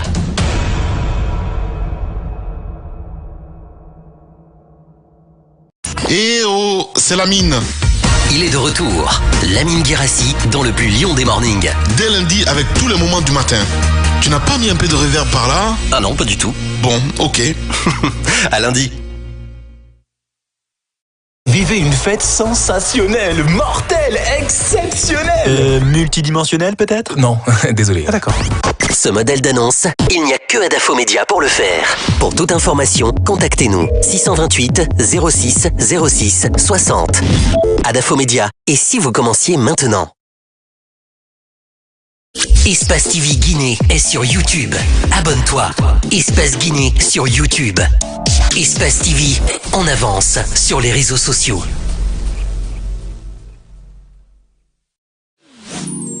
Les dimanches 18h30, 20h, l'actualité va vite, trop vite parfois. Arrêtez-vous, arrêtons-nous. Tous les dimanches 18h30, 20h sur Espace TV. La pédagogie, les faits, rien que les faits, avec des journalistes, des hommes politiques et de la société civile. Le débat d'idées, même celles qui fâchent. Avec nos invités, vous allez vous faire votre opinion. Le club de l'actualité, tous les dimanches, 18h30, 20h, sur Espace TV.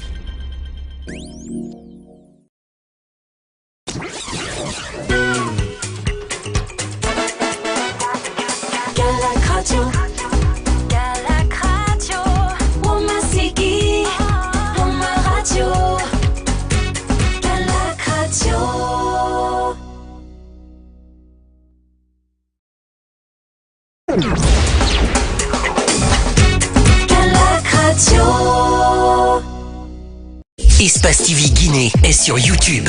Abonne-toi. Espace Guinée sur YouTube. Espace TV en avance sur les réseaux sociaux. Eh oh, c'est Lamine. Il est de retour. Lamine Guérassi dans le plus lion des mornings. Dès lundi avec tous les moments du matin. Tu n'as pas mis un peu de reverb par là? Ah non, pas du tout. Bon, ok. À lundi. C'est qui le champion à Guinée? C'est qui le champion à Guinée? Espace, espace, espace, espace, espace. C'est l'histoire d'un homme. Oui, c'est moi. Un homme prêt à tout pour sauver le monde. Oui, ça dépend de ce que tu veux dire par là. Un héros? Un héros. C'est un peu rigolo, mais un héros, non. Maître en arts martiaux. Ah non, alors là, pas du tout. Spécialiste du combat rapproché. Ouh là là, je peux pas me battre. Et avec un corps de rêve. Alors là, tu t'es complètement trompé de personne. Oh, ça va quand même. Quelques kilos en moins, ça te ferait pas de mal, mais... Non, t'es bien déjà. Il est de retour. Lamine Guérassi dans le plus lion des mornings. Rendez-vous lundi dès 6h15 sur Radio Espace. Bien s'informer, ça demande du temps. Et surtout, se forger une opinion. Du temps pour recueillir les faits. Et recouper tous les faits. De confronter les idées. Les points de vue. Et surtout, les décortiquer. Les analyser, les décrypter. Et puis il faut du temps pour s'écouter, se comprendre. Alors chaque jour, donnons du temps à l'info. Le temps qu'elle mérite. Les grandes gueules, du lundi au vendredi, sur Espace. C'est l'histoire d'un homme. Oui, c'est moi. Un homme prêt à tout pour sauver le monde. Oui, ça dépend de ce que tu veux dire par là. Un héros? Un héros. C'est un peu rigolo, mais un héros, non. Maître en arts martiaux. Ah non, alors là, pas du tout. Spécialiste du combat rapproché. Ouh là là, je peux pas me battre. Et avec un corps de rêve. Alors là, tu t'es complètement trompé de personne. Oh, ça va quand même. Quelques kilos en moins, ça te ferait pas de mal, mais... Non, t'es bien déjà. il est de retour. Lamine Guérassi dans le plus lion des mornings. Rendez-vous lundi dès 6h15 sur Radio Espace.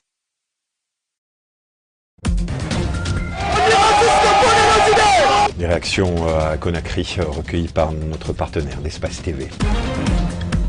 Espace TV Guinée est sur YouTube. Abonne-toi. Espace Guinée sur YouTube. Espace TV en avance sur les réseaux sociaux. Les talents sûrs ne meurent jamais. Quelles que soient les épreuves, les difficultés, les crises, les circonstances, ils arrivent toujours à se surpasser et restent sous les projecteurs. Avec l'audace, tout devient possible. Les plus beaux palmarès de l'audiovisuel guinéen, c'est sur Adafo Média. Adafo Média, le futur, vivons-le ensemble.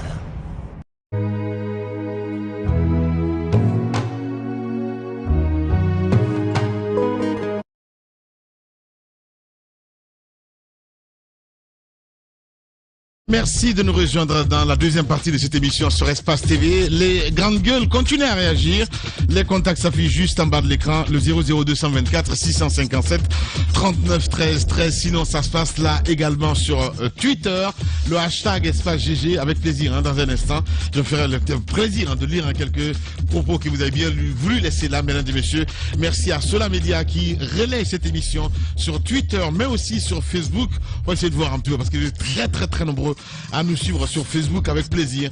On verra ça avec la complicité de Cabinet Condé, de Mali, Silla, Poutine, évidemment, qui gère de ce côté, évidemment, les plateformes. Merci à vous tous à l'international à suivre. Je le disais tantôt, Justice, le procureur donc qui fabriquait des charges. On en saura un peu plus dans moins de 10 minutes sur Radio Espace. Beaucoup de réactions ce matin avec le géniteur, avec ce premier message qui nous parvient. Bonjour les grandes gueules. J'espère qu'on doit accepter les audits, voilà, je veux dire, de tous les éditeurs, de tous les directeurs. Voilà, s'il vous plaît, passez-moi le numéro de Madame Yoro, merci beaucoup. On reste avec cet autre également qui nous écrit. Bonjour les GG, je vous écoute depuis Cancan, mais Lamine, il faut reconnaître qu'Antoine a parfaitement raison, le PRAC était le champion des fausses promesses. On reste avec cet autre également qui nous écrit. Bonjour les GG, bonjour à toute l'équipe, c'est Diallo Mamadou Racine depuis la Côte d'Ivoire. Personnellement, je me demande à quand la corruption, l'injustice et l'insécurité disparaîtra en Guinée, se pose la question cet auditeur. Nous restons dans le sillage avec cet autre également qui nous écrit. Bonjour les GG, nous sommes victimes d'un départ involontaire parce qu'on avait une pression de monsieur Ibrahim Kapi Kamara. Il s'est débarrassé de nous en complicité donc avec la DGA et la DRH pour employer donc leur neveu. C'est quoi cette histoire là? Allez, on va rester dans le sillage. On entend tout. Lui s'appelle Yara Mara depuis la Camayenne qui nous envoie ce message. Je sais pas trop ce qu'il veut dire. On reste avec toujours un salut auditeur, le 657 39 13 13. Le temps de basculer dans un instant avec vos propos sur Twitter. Lui, c'est qui exactement? Mamadou Kalan Diallo qui nous écrit également sur le 657 39 13 13. Bonjour Lamine, bonjour à toute l'équipe des GG. Concernant donc la convocation des DAF, nous souhaitons que des audits soient menés à tous les niveaux pour identifier donc les coupables de détournement de fonds publics. Et Mamadou Kalan Diallo qui nous envoie ce message. 657 39 13 13. Si vous êtes en national, vous êtes à l'international 00224. Ça s'affiche là juste. Si vous nous écoutez à la radio, évidemment, le numéro est dicté à l'instant T. Bonjour Lamine. Le temps d'Alpha Condé était... voilà, je ne peux pas me permettre de dire ça à l'antenne. C'est pas possible, mon gars. Soignez vos propos, quoi qu'on dise. C'est un ancien président. Et donc, on ne peut pas se permettre de manquer de respect. C'est pas possible. Allez, on reste avec cet autre également qui nous écrit. Bonjour les grandes gueules, bonjour à vous. Dites à Madame Yoro que les DAF, les 518, ne sont pas du projet donc rajeunir et féminiser l'administration. Ce projet rajeunir et féminiser a été piloté par Sciences Po Bordeaux en partenariat avec le CPA, Centre de perfectionnement administratif à la fonction publique. 1200 fonctionnaires. Qu'est-ce qu'il dit? 1200 fonctionnaires, voilà, il faut que je me retrouve un petit peu, voilà, 1200 fonctionnaires, dont 750 certifiés. Eh ben, c'est un auditeur évidemment qui nous envoie ce message. On reste dans le sillage avec cet autre également qui nous écrit. Bonjour les GG, bonjour à toute l'équipe de Profer, que les jeunes détournent pour construire en Guinée, et ceux qui ont détourné en réalité en Europe. Au Maroc, ces relations deviennent automatiques pour les autres pays. On reste avec cet autre également qui nous écrit. Bonjour les GG. Voilà, lui demande des conseils de Madame Hiro. Donc voilà, merci beaucoup. On reste avec cet autre également qui dit bonjour Lamine. Dites à Madame Hiro que ok. Merci beaucoup. Hein, voilà, merci à. Il s'appelle Ibrahim Sissé du côté de Kuntia hein, qui nous écrit. On reste avec Oncle Sam également. Il faut auditer pour dire aux cadres qu'on ne peut s'enrichir sur le vol et qu'il faut désormais apprendre à vivre honnête pour bâtir donc une nation nouvelle. Un autre qui nous écrit, lui c'est 5 Kania qui nous écrit bonjour les jeunes, soyez les grands, Alpha et son équipe vous ont rendu petit devant le PDG des Bomaf. 5 Kaya qui nous envoie ce message. On reste avec cet autre également qui nous écrit bonjour les lions d'Afrique, j'espère qu'on doit accepter donc les audits hein, voilà, c'est le même message qui parvient évidemment. Restez avec nous allons partir maintenant avec les SMS que vous avez bien, les tweets plutôt que vous avez bien voulu laisser avec la complicité de cabinet Condé. Mamadi Keita, Dr K, qui nous écrit sur Twitter, qui dit bonjour les GG. Eh ben, la rencontre avec ceux qui gèrent nos comptes publics est une bonne chose. Il faut que chacun rencontre du comment il a géré la chose publique. J'espère que ça ne s'arrêtera pas qu'à une simple rencontre. C'est un auditeur qui nous envoie ce message. On reste avec le pacificateur cette fois-ci hein, sur Twitter. Bonjour les GG, l'audit de la gestion du PRAC sera un exercice rude et long. Le CNRD doit un peu décentraliser donc ses missions, sinon on risque de vivre un nouveau study show et passer à côté des autres problèmes qui minent la Guinée. Bonne chance au CNRD, enfant de Kourou, #espace GG. On reste avec cet autre également, lui c'est Monsieur Galère, il se fait appeler comme ça sur Twitter.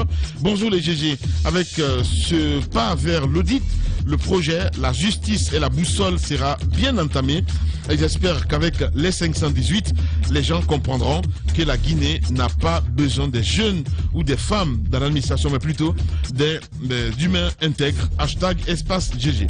Issa Premier également qui nous écrit sur Twitter.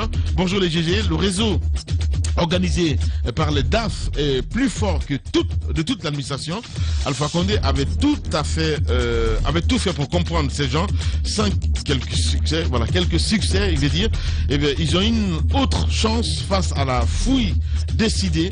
Eh bien, cette rencontre promet un coup de boutoir. C'est un auditeur qui nous envoie ce message.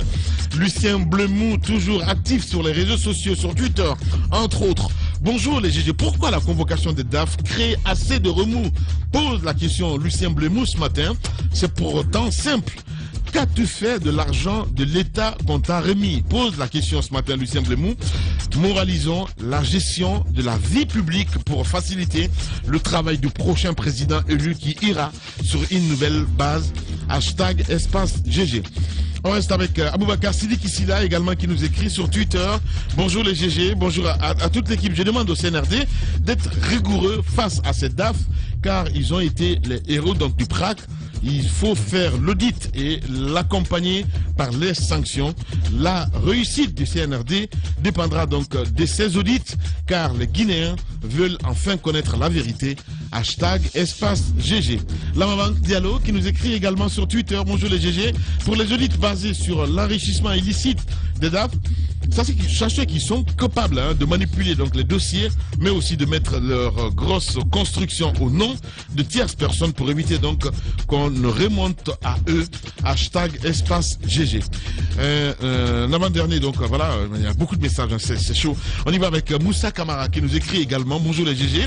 Dites au président Doumbouya qu'il a peut-être celui qui a déchu donc le président sortant, mais tous les Guinéens ont soif de changement, que s'il faillit donc à sa mission, nous serons là pour dire non, sans aucune crainte. Cette transition est notre unique chance.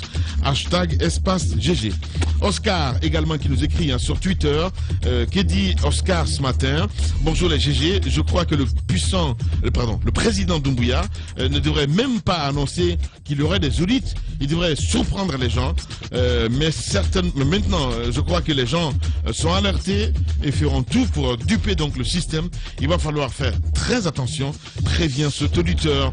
Kerno Idrissa Diallo également qui nous écrit sur Twitter, bonjour les GG, bonjour à vous Lamine et à toute l'équipe. Il faut des fois lire les messages d'autres personnes qui ne sont pas la même personne, comme par magie quoi.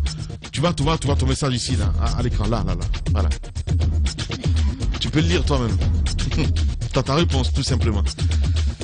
C'est difficile parfois les auditeurs d'Espace, hein. Ils sont très exigeants et je vous comprends. Allez, on va continuer l'émission évidemment avec vous, mon cher Moussa Moïse là. Justice, on s'intéresse là-dessus. Le procureur donc qui fabrique des charges, qui doit démarrer, j'en sais rien du tout. Allez-y, avant que Tamba nous raconte avec cette fabuleuse histoire. Allez-y. Il n'y a pas d'histoire à raconter. Je voulais, si vous me permettez, faire une fausse ouverture. Allez-y. Sur un cas, parce qu'on parle de mandat d'arrêt. Vous savez, il y a un mandat d'arrêt qui a été exécuté, qui a été émis, ensuite mis dans le tiroir par les autorités à l'époque. Et puis soudainement, puisqu'il y a Doumbouya qui a placé la justice comme étant une boussole pour tout ce qu'il va faire, et bien, tout d'un coup, les juges, les magistrats commencent à penser à ce que signifie l'indépendance. Ouais. Et bien, on a exécuté ce mandat et vous voyez, vous avez vu les conditions dans lesquelles Nieloï a été arrêté et puis conduit arrêté conformément donc à l'exécution de ce mandat d'arrêt. Mais je voudrais qu'on sorte des tiroirs tous les mandats d'arrêt qui existent dans ce pays qui ont été émis. S'ils ont une force exécutoire, il ne doit pas y avoir du 2 poids 2 mesures. Pour le cas du jeune, ça a été exécuté. J'aimerais que pour les autres cas également ce soit fait, puisque c'est en application d'une décision judiciaire. Et puis les attaques, comme allant dans le sens à dire que oui, mais écoute, Doumbouya vient, il fait une sorte de chasse aux sorcières. Mais le mandat d'arrêt a été émis sous le soleil d'Alpha Condé. C'est au temps d'Alpha que le mandat d'arrêt a été émis. Donc, s'il y avait quoi que ce soit à faire, c'était en ce moment qu'il fallait faire des pieds et des mains pour empêcher que le juge, que je connais, mais qui est au-dessus de tout soupçon, que ce juge puisse émettre autre chose que ce mandat d'arrêt. Mais ça n'a pas été fait. Donc, ce qui s'est déroulé, c'est juste l'application de ce mandat d'arrêt. Donc, je vais juste attirer leur attention. Que ceux qui ont volé nos moustiques aussi, nos moustiquaires, ceux qui ont volé nos moustiquaires, non, sincèrement, ceux qui ont volé nos moustiquaires, il y a des mandats d'arrêt contre eux. Les documents, vous avez vu, ça commence à être vieux dans mon tiroir. Il faut les exécuter. Un juge a émis ses mandats d'arrêt. Le juge Charles Wright a commencé, je vous explique rapidement, pour en venir au sujet du jour. Il a, en 2019, il a fait cette ordonnance de transport judiciaire. Quand on a découvert que des moustiquaires provenant de la Guinée sont en train d'être revendus au Mali. Les grandes gueules. Il a fait cette ordonnance, il s'est déplacé, il allait sur le terrain. Il allait sur le terrain, il a vu, il a constaté, il devait revenir parce que des noms, il a compris toutes les complicités qu'il y avait dedans. Au niveau du ministère de la Santé. Avant qu'il ne descende de l'avion, on dit, monsieur le juge, vous n'êtes plus en charge du dossier là, vous, on vous a muté à Dixine. Donc, il ne peut plus s'occuper du dossier. Celui qui est venu après lui, le magistrat, je dis aujourd'hui son nom, le juge d'instruction, Mohamed Lamine Diallo. C'est un magistrat. Il vient, qu'est-ce qu'il fait? Il fait une réquisition judiciaire adressée au ministère de la Santé, puisqu'il a pris le dossier de son prédécesseur pour que le ministère de la Santé lui communique toutes les pièces relatives au dossier. Toutes les pièces, la liste des agents, qu'ils soient de l'administration publique ou des organisations non gouvernementales qui sont intervenus dans l'identification des personnes cibles et la distribution des moustiquaires imprégnés en République de Guinée. Tous les documents relatifs à la distribution des moustiquaires signés par le gouvernement. Le juge, le 28 mai 2020, demande donc au ministère de la Santé de lui transmettre tous ces dossiers-là afin qu'il puisse continuer la procédure. Puisque muter Charles Wright ne signifie pas que cette procédure doit être enterrée. Il écrit ça, rien ne sera fait. Mais il continue. Il envoie en ce moment des convocations. Parce que lui-même, il va se débrouiller, il va essayer d'enquêter. Il envoie alors des convocations. Vous avez cette première convocation qui a été émise donc en l'an 2020, le 28 septembre à 14h48. Il envoie cette convocation, signée donc de lui, et il demande à ce que monsieur Dr Tim, parce que je vais dire, non, il faut quand même que dans ce pays, qu'on soit un peu gêné, au fait. Il faut respecter l'institution judiciaire. Il envoie cette convocation à Dr Timothée Guilavogui, qui est médecin au ministère de la Santé, afin qu'il puisse répondre au juge et venir s'expliquer. Cette convocation va rester lettre morte. Qu'est-ce qu'on lui dira? On dira que M. Touré, conseil juridique du dit ministère, qui a refusé de prendre copie, ça c'est l'huissier de justice qui est parti déposer, qui a refusé de prendre copie pour le requis sous prétexte que son département a engagé des négociations. C'est écrit noir sur blanc. Il continue d'émettre des convocations.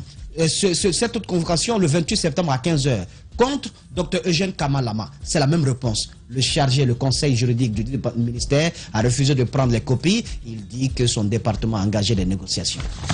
Des négociations sur le dos du peuple. La même chose pour, comment on appelle, Dr Fassine Yatara. La même chose pour Dr Edouard Nyankoy Lama, qui était ministre de la Santé. Le président Alpha Condé a fait de lui plus tard conseiller du côté de la présidence de la République. Le juge ne comprend plus rien. Je demande à ceux qu'on me transmette les pièces, personne ne se bouge. J'adresse des convocations au nom de la justice, personne ne répond. Alors, il fait une ordonnance de restitution pour s'occuper alors des moustiquaires qui sont du côté de Bamako, puisque au moins c'est la Guinée. Et le Mali a collaboré. Il demande au Mali de permettre à ceux que la Guinée puisse récupérer ces moustiquaires-là parce que les citoyens guinéens en ont besoin. Donc, il va faire cette ordonnance de restitution qui va donc permettre à ceux que ces moustiquaires viennent du côté de Conakry, de Cancan, plutôt le 27 janvier 2020, la réquisition sera faite. Alors, il prend son courage à deux mains, il émet des mandats d'arrêt contre tous les noms que je vais réciter. Voici le mandat d'arrêt contre M. Dr Edouard Nyankoy Lama, signé le 25 janvier 2021. Ce mandat d'arrêt n'a pas été exécuté. Ouais. Les grandes gueules. Est-ce qu'il y a de petits citoyens? Est-ce qu'il y a de sous-Guinée? Je ne comprends pas. Il s'agit de la justice. Il ne s'agit pas des personnes. Je n'ai absolument rien contre ces personnes, je ne les connais pas. Mais les moustiquaires, ça m'intéresse. Parce que je sais, si on calcule un peu le litre de sang que ces moustiques ont piqué et que ces moustiques ont sucé sur le corps de nos compatriotes, sur les femmes enceintes qui sont les plus vulnérables, sur les enfants de moins de 5 ans, c'est un crime. On ne peut pas quand même passer sous silence cela. Vous avez des gens qui ont été mêlés à cette histoire rocambolesque. On émet toute une procédure, des mandats d'arrêt contre ces personnes, elles ne se bougent pas. Le mandat d'arrêt est là. Si vraiment on est en train de changer les choses, il faut que l'institution judiciaire se bouge et qu'on exécute ces mandats d'arrêt. Tant que vous n'exécutez pas, chaque matin ou chaque semaine, je vais sortir ces mandats d'arrêt. Alors, vous avez donc ces mandats d'arrêt. Ils ont tous le mandat d'arrêt ici. J'ai tous vos mandats d'arrêt. Tout est là.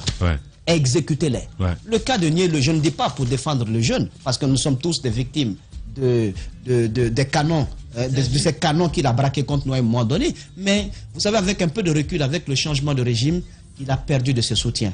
Et du coup, j'ai découvert un jeune sans défense qui comprend tout ce qu'il a commis. Non, je le dis clairement, c'est mon point de vue. Mais je ne suis pas à la place. Je finis, s'il vous plaît, vous vous agitez là.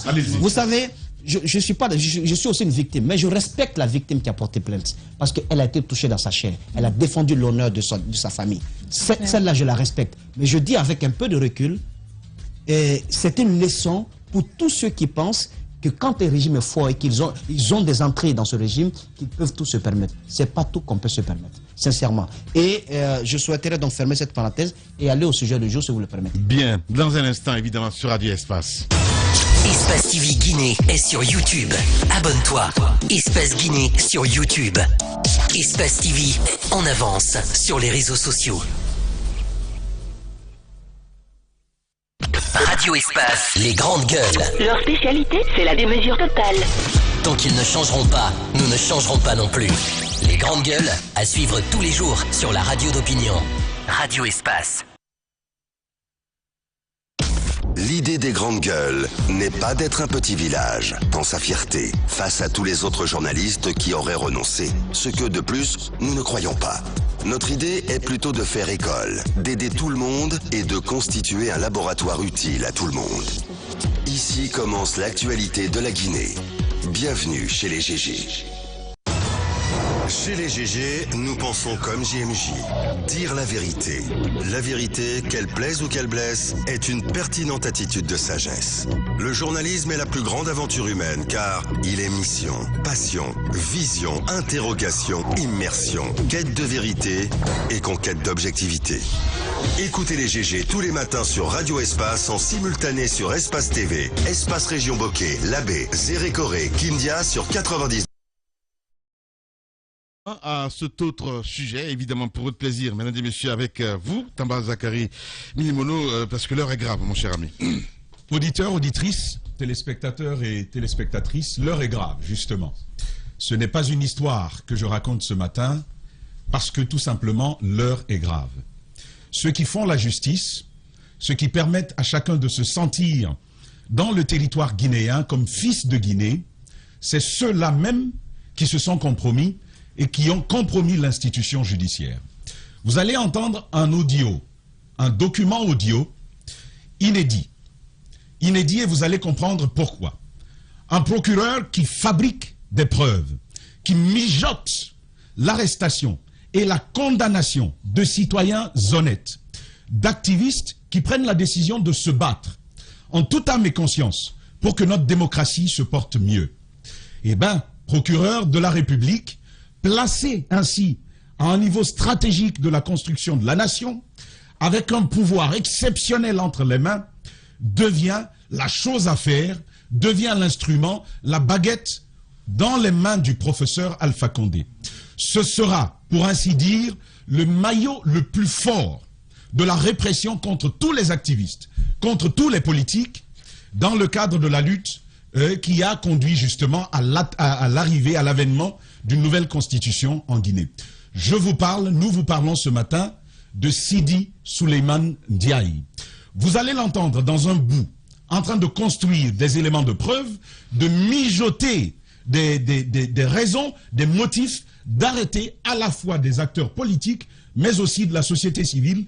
Et dans l'audio particulier que vous entendrez, ce sera Fonike Mangué. Comment a-t-il été arrêté? Pourquoi l'a-t-on arrêté? Qui était derrière lui? Comment est-ce que ce procès s'est tenu jusqu'à sa condamnation? En raison de ses actions, plusieurs sont morts en prison.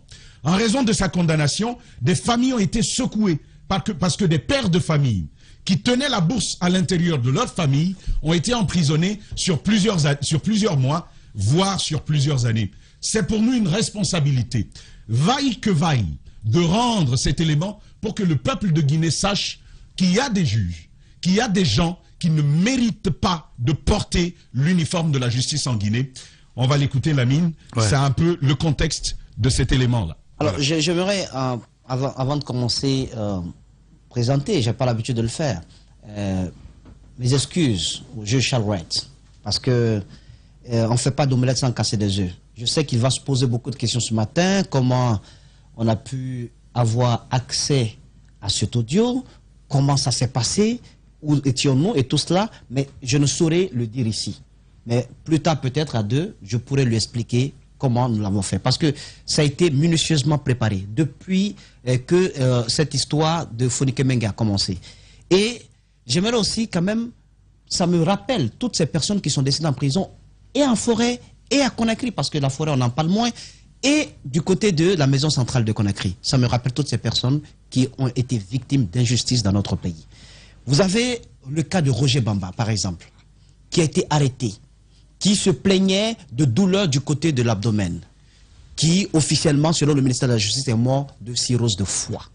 Ce monsieur pourrait être admis à l'hôpital alors que sa famille, ses proches avaient demandé à plusieurs reprises qu'on le laisse être évacué.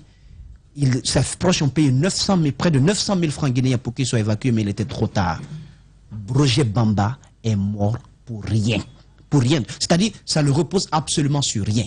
Parce que tout simplement, nous avons des gens qui fabriquent des preuves pour condamner d'innocentes personnes. Vous avez deux autres personnes. Je parle de cet adulte, cet homme, M. Sow, exactement, qui est également mort en prison.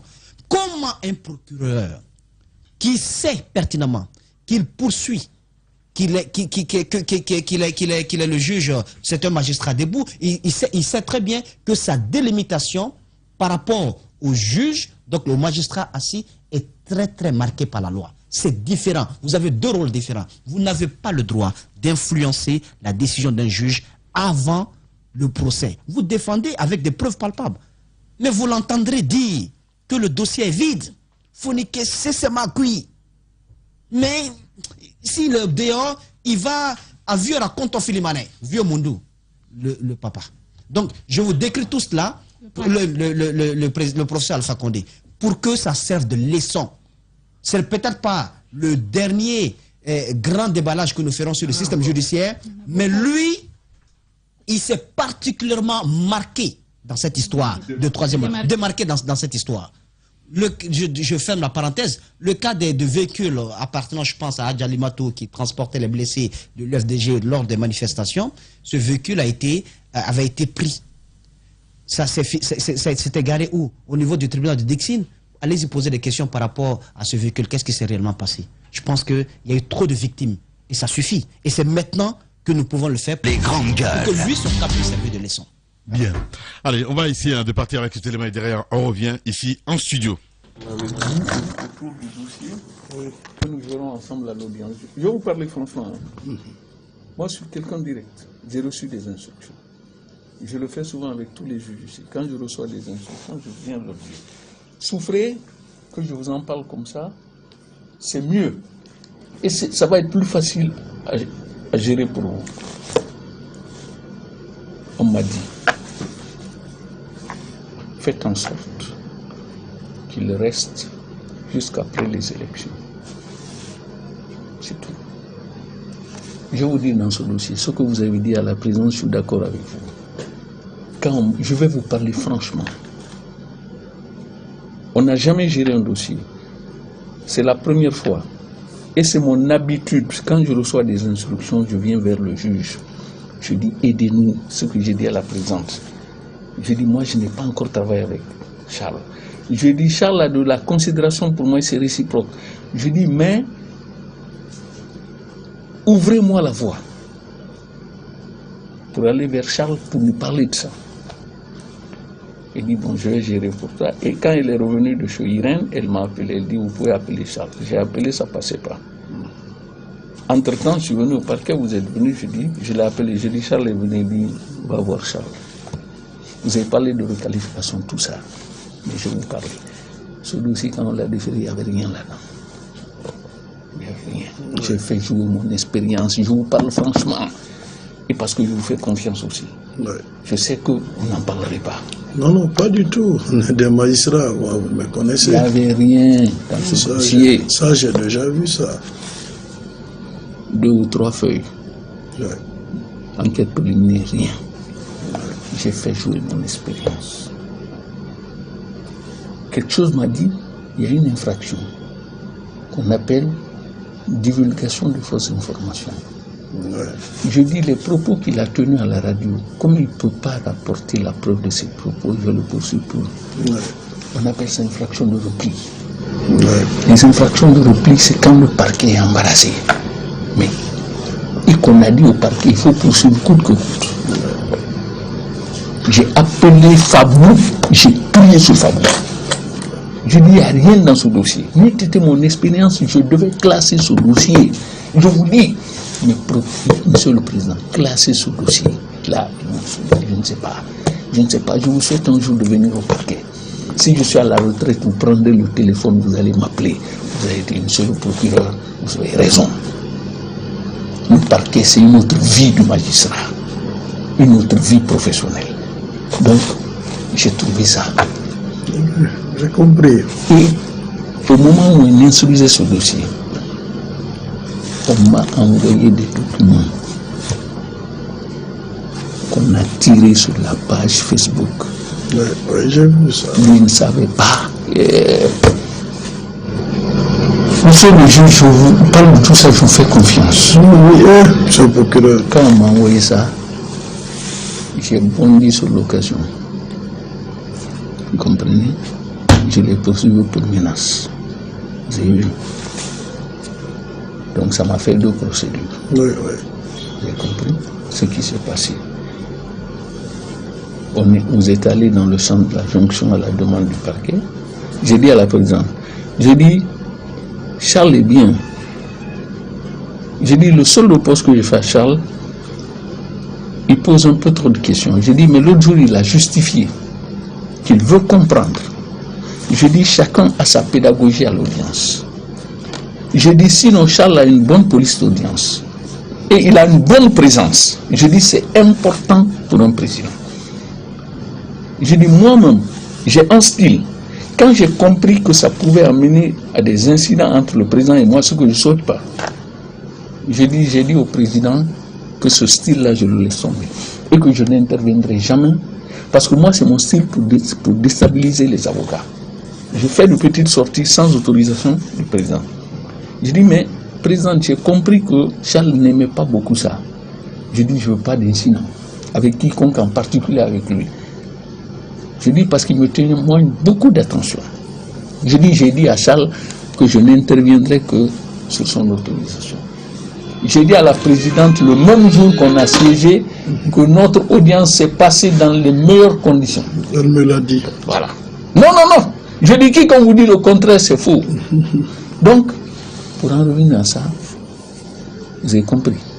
Maintenant, je vais vous dire. Vous avez vu comment j'exploitais de petits propos là pour c'est moi qui n'a colon, mais président. C'est ce que je suis venu vous dire. Naro qualifié le président. Moumali dossier. Moumali. C'est le plus grand mobilisateur du FNDC. Il a vu raconter tout les élection. Non. Nous t'en préférons non du vrai. A vu raconter tout les Hier, on était en visite à la maison centrale pour s'enquérir des conditions de détention. C'est le ministre qui m'avait dit d'organiser ça. J'ai organisé ça. On est allé de 14h à 21h30. Quand on a appelé Fonke Mangue. Fonke Mangue m'a dit à l'audience. Fonke Mangue m'a dit pour le ministre d'Or, pour Mouya. Quelles sont vos conditions de détention ici? Alors, monsieur le ministre, moi, je suis un prisonnier politique de Alpha Condé. Ministre, mais c'est pas ce que je vous dis. Moi, je vous dis. Non, moi, je vous dis. Je suis un prisonnier politique de Alpha Condé. Moi, ma place, c'est pas la prison. Et tout le matin. C'est amour de Mouya pour nous. Mort de Mouya, tout le monde. Acte gagné, badi. Sendra. Fonke Mangera. Fonke Mangue était dans ces petits souliers. Anna, s'il vous plaît, ici, c'est pas une tribune, c'est pas une permanence. Anna, gardez vos slogans là pour ça. Anna, moi, je vous demandais simplement quelles sont vos conditions de détention. Tout à fait. Anna, on est venu pour ça. Et pour savoir si vos dossiers avancent. Tout à fait. Donc, c'est pour vous dire, Fonke Mangue, nous sommes Samara, activisme. Famille. Aviora. Dans l'activisme, c'est un peu donc, nous n'avons pas moi, nous sommes. Non. C'est difficile à dire, mais il y a aussi qui font le web. Attention, moi je vais demander 2 ans. Alors qu'il y a une longueur d'onde. Non, et puis pour préserver ton image, Nato n'a aucun l'arira. Ibrahim, il y a indépendance. Moi, je ne suis pas les gens dans leur propos. Voilà. Donc, il est en prison depuis avril, mai, juin, juillet, août, septembre, octobre, novembre, décembre. Ça fera 8 mois. Lima, élection en octobre. Élection de Bara, président installé quelques jours après. À Lima, président, on a une qualification de nom. Mbargue motivé Sotobi, Italiata tout maintenant. Mbargue motivé Sotobi par rapport aux infractions. D'accord. Bon, d'abord, moi je vous remercie. Que Dieu nous protège. Amen. Vous savez ce qu'on se dit là. Moi, depuis j'ai commencé à travailler, je travaille avec beaucoup de procureurs.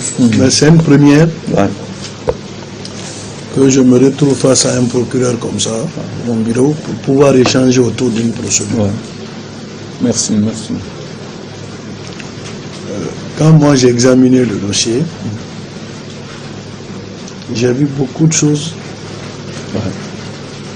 Et je me suis dit, on a la réserve et on a l'obligation aussi d'éviter que l'opinion publique, à travers la presse et autres, puisse nous taxer de partial dans un dossier. C'est pourquoi, si vous avez remarqué, même problème de scellé là, de manger là, ils ont voulu qu'on écarte le débat. J'ai compris. Il fallait vraiment faire en sorte que ça soit maintenu, puisque voilà. C'est un élément vraiment qui pourra vraiment être apprécié dans le dialogue. Donc, bref, madame m'a vu, elle a parlé que le président souhaite à ce qu'il soit en prison jusqu'après les élections. J'ai dit à madame, il nous faudrait approcher le procureur, parce que je sais que quelque part, il a pu quand même marcher la brèche. J'ai déjà vu. Je dis, mais je voudrais échanger avec lui. Parce que c'est vrai que madame vous l'appelle, vous venez me transmettre le parole du procureur, mais c'est nous qui montons à l'audience. Tout à fait, tout à fait. Donc, je voudrais aussi connaître sa position. Si il est en mesure de soutenir l'accusation, je dis tant mieux. Je dis, sinon, dans le cas échéant, il me serait très difficile, monsieur. Vous comprenez? S'il vous plaît, s'il vous plaît, s'il vous plaît, s'il vous plaît. Donc, je vous ai entendu, monsieur le procureur. C'est Dieu qui est grand. De ce que vous êtes investi aujourd'hui de la confiance du patron. Et que votre bonheur ne sera pas pour moi un malheur, honnêtement. Merci. Parce que ce qui est difficile, quand vous dites au chef, c'est déjà acquis, il voit le contraire. Quelque part, je sais que ça peut vous mettre dans tout votre... Non, ça je comprends. Honnêtement, ça je vous comprends. Nous allons, Inch'Allah, voir l'évolution des débats. Et je suis rassuré de par votre compétence. Merci. Vous développerez. S'il vous plaît. Oui, ça je n'ai pas de doute. Parce que partout où je passe, je témoigne quand même de quelque chose pour vous. C'est que vous êtes quelqu'un, qu'on vous aime ou non. Merci. En tout cas, personne ne doute de vos qualités. Merci, merci président. Donc, j'ai compris. Sera toujours.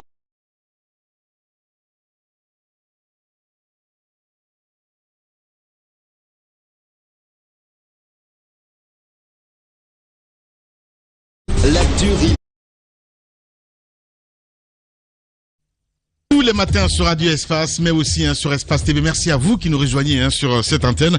Mon cher Jacques Lewa, on a écouté cet audio. On a écouté cet audio. C'est vrai que nous tous, nous avions des soupçons que les magistrats ne rendaient pas de bonnes décisions, que les preuves étaient fabriquées. C'est vrai aussi que nous savions que tous les détenus politiques, même si le pouvoir ne voulait pas qu'on dise détenus politiques, étaient arrêtés pour des motifs non avérés, en tout cas des motifs qui n'étaient pas clarifiés. Et à chaque fois qu'on a dit qu'il y avait détention d'armes, qu'il y avait des manœuvres pour déstabiliser l'État, nous avions dit dans ce studio, sans même avoir des éléments comme celui que nous avons présenté ce matin, que c'était faux. Mais alors, ce que nous venons de mettre sur la place publique, je voudrais surtout expliquer cela à nos auditeurs et aux téléspectateurs, c'est la seule façon, c'est le seul moyen que nous avons pour prouver que ça a existé au temps d'Alpha Condé. Sinon, nous avons dit, les opposants ont dit, les organisations de la société civile ont dit, les observateurs, les défenseurs des droits humains ont dit que la justice n'était pas correcte.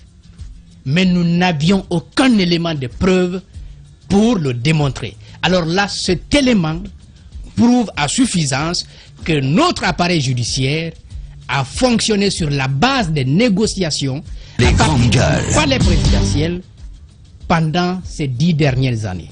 Je voudrais dire, et ça c'est pour les personnes qui ont été libérées à l'occasion de l'avènement du CNRD, ça a été fait, c'est un bon geste.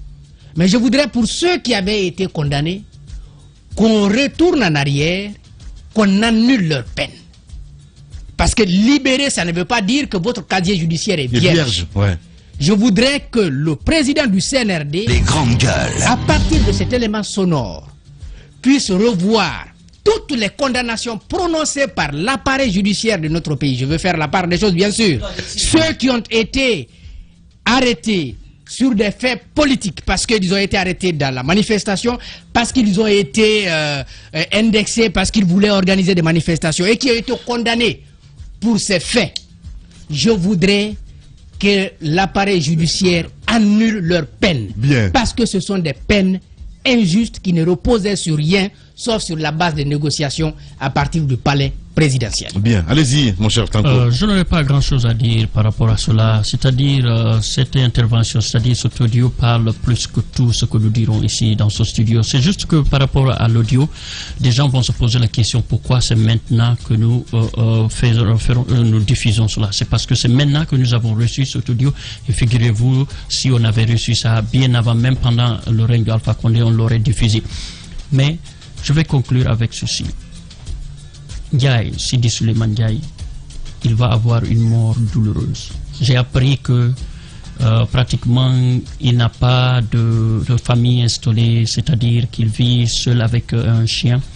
Mais il faut savoir que à travers ces décisions, des personnes sont mortes.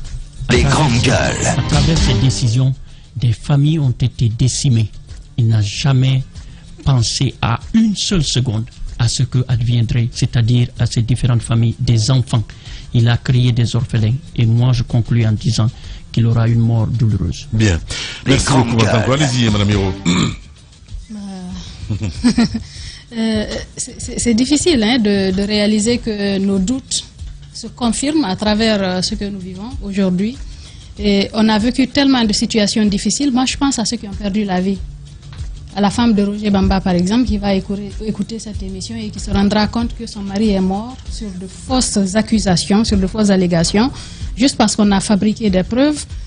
Je pense que ce monsieur, on n'aura même pas besoin de le condamner ou de faire certaines choses, si ne serait-ce que... oui, on souhaiterait que les grandes gueules tentent un procès contre... non, ce que je veux dire, pour toute personne qui a, ne serait-ce que humainement, une certaine...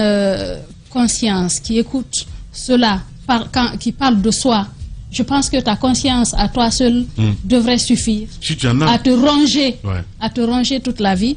Parce que moi je pense, j'ai écouté une dame dans mon quartier à un moment donné pendant les manifestations. Son fils revenait de la lecture du Coran. Il avait son Coran dans un sachet. Il a été interpellé pendant les manifestations. Une pauvre dame vendeuse de charbon, elle a été obligée de payer 1 million de francs guinéens pour sortir son fils de prison. Qu'est-ce qu'on lui a dit là-bas? On lui a dit que nous, on a des armes ici, on a des stupéfiants, on a des armes blanches, tout ce que vous voulez. On peut mettre n'importe quoi sur quelqu'un. Les grandes gueules. Vous payez 1 million de francs guinéens et laissez votre fils déféré à la maison centrale de Conakry. C'est pour vous dire que c'est vraiment dommage que des gens préfèrent une personne au peuple, des gens qui ont prêté serment juste pour rendre justice. Parce que pour quelqu'un qui a lu ce qu'est un juge, ce qu'est un homme de droit, c'est quand même dommage qu'on préfère mettre... Parce qu'on l'a dit ici, Fonike Mangue, on l'a arrêté pour attroupement illégal alors qu'il était seul avec quelqu'un sur une moto. On l'a toujours dit. Mais voici la preuve que ce monsieur n'avait pas d'éléments pour arrêter ces personnes. Mais c'était juste parce que c'était des opposants qui mettaient un vieux, comme il l'a dit, qui mettait un vieux mal à l'aise, qui mettait un homme mal à l'aise. On préfère que une seule personne ne soit pas soit à l'aise au détriment de tout un pays, de tout un peuple. On préfère que des gens meurent. Le vieux Ibrahim Sow dont vous parliez là, qui a été arrêté, le marchand ambulant de chaussures, qui a perdu la vie à la maison centrale. C'est un marchand ambulant de chaussures qui a dit, qui s'est interpellé pour ne pas qu'on saccage un endroit où les enfants lisaient le Les grandes gueules. On l'a interpellé, on l'a arrêté, on l'a amené à la maison centrale. Il a perdu la vie. Sa famille, son garçon était obligé de quitter la Guinée pour partir vivre, se réfugier en Sierra Leone parce qu'on le cherchait pour l'arrêter. Des gens comme ça sont responsables de cela. Je pense que si la justice doit être la boussole, Doumbouya a du pain sur la planche. Ouais, c'est bien dit, Moussa Yoruba. Allez-y, mon cher Antoine. Oui, vous avez suivi lors de la rencontre entre magistrats et CNRD. Juste après, parmi tous les magistrats qui étaient présents au Palais du Peuple, le seul vers qui la presse s'est tourné, le seul vers qui pratiquement tous ceux qui étaient là comme journalistes ont accouru, c'est bien le procureur Sidi Souleymane. Ce n'était pas fortuit. C'est parce que justement, d'aucuns pensent, ou la plupart des journalistes pensent que durant l'ère Alpha Condé, surtout ces derniers temps, il a eu à jouer un rôle crucial dans la condamnation de beaucoup de Guinéens. Et donc, si ça a été le cas, c'est pour vous dire que la presse garde en mémoire des souvenirs assez importants de Sidi Suleiman. L'audio que j'ai entendu, le comportement de l'homme, les propos qu'il a tenus, mais surtout les remerciements et les, je dirais entre guillemets, sortes de bénédictions qu'il a eu à faire pour Charles White, démontrent la petitesse de l'homme. Je le dis clairement parce que quand vous le voyez à la télévision, lors du journal télévisé, brandir des éléments avec des propos parfois assez fermes et musclés contre des citoyens, sincèrement, je respectais l'homme pour sa façon de parler, parce que je me disais, voici un magistrat respectable qui sait de quoi il parle. Ses propos reposent sur des faits assez fondés, assez clairs. Mais lorsqu'on entend ses propos dans cet audio, où il dit clairement que le dossier est vide, que tout ce qui a été fait sur la base d'éléments montés de toutes pièces, je retire ce respect que j'avais pour Sidi Suleiman et dire ceci. Non mais je retire mon respect, attendez, s'il vous plaît. Je retire mon respect parce que ce n'est pas un montage qu'on a entendu. J'avais du respect pour lui parce que pour moi, l'éloquence qu'il avait. On s'en fout de ça. Attendez, ça faut t'en foutre. Moi je ne m'en fous pas. Bien, l'éloquence qu'il avait, la posture qu'il avait dans ses procès montrait un juge ou un procureur plus ou moins bien formé qui savait de quoi il parlait. Merci Antoine. Mais regarde ce que nous venons de voir. J'estime que Sidi Suleiman ne mérite pas notre respect. C'est un procureur vendu. Merci beaucoup. Allez-y, mon cher Moussa. J'aimerais encore une fois présenter mes excuses à Charles White, mais en même temps attirer l'attention de l'opinion sur ce juge-là. En dépit de la ligne rouge que le procureur a franchie ce jour, en dépit de la drague qu'il a faite et que nous avons écoutée, le juge a été vraiment droit dans ses bottes. Il a rendu une décision qui n'est pas en défaveur ni de Sidi, ni de Fonike Mengue. Il a dit le droit, parce que c'est ça son travail.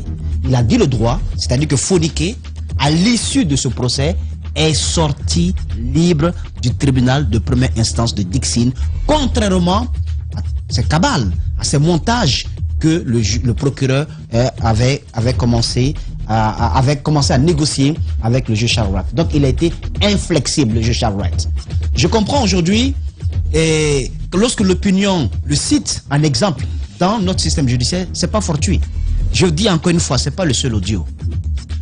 J'ai d'autres choses. Bien. Mais encore une fois, cette justice doit se remettre en cause. Et ceux parmi les procureurs qui ont agi dans ce sens, ils savent, ils suivent, ils savent de quoi je parle. Il faut regarder dans qui la ont caméra. trempé dans des histoires sales, qui ont reçu des paquets. Même liés à cette histoire de cocaïne, on se connaît. Bien. Audio, là, il y en a encore. Bien. Je dis à Charles, non, c'est ce caméra, je regarde. Je dis à Charles Wright, pardon. Je pourrais face à face lui expliquer comment ça s'est passé. Mais il le fallait pour que cette histoire soit sûre de tout le monde. Vous savez, Fonike Mengue a fait combien de temps en prison à la mine? J'ai une vidéo que j'ai demandé à la régie de préparer. Écoutez Fonike Mengue avant son arrestation. Regardez-le. Après, nous revenons, s'il vous plaît. Je demande à la régie de nous balancer ça. Il n'y a pas de problème. On va essayer de partir à le chien.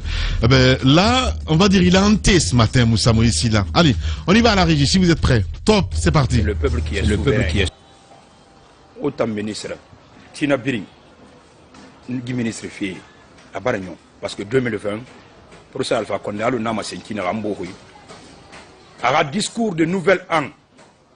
On a un 1er janvier. Narabé, Ramassé Nolore, Atamou a présenté ma 2020. Marama c'est un procès Alpha Condé. Ne rébili ma semfeto qui avant le 3e mandat là-bas. Ne mon abbé, Amora Fanuma, ne ne raï nantum fora. Ne finir égoïste nanna. Ne rébili le procès Alpha Condé. Après 2 mandats, avant le 3e mandat là-bas, ne mora ne mo finir mirera. Procès Alpha Condé la femme mirin rima. Ne finir Adamari Shetan nanna. La Guinée Yahweh.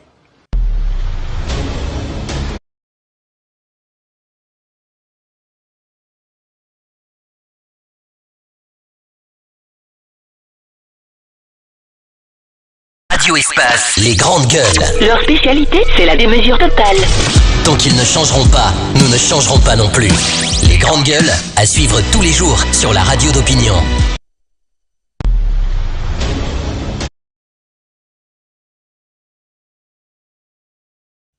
Et sur Espace TV, évidemment, aussi. Merci de votre fidélité. Allez, on a écouté Foniki Menga. Vous avez vu son visage, la mine? Oui. Vous avez vu sa mine? Il a une belle mine ici.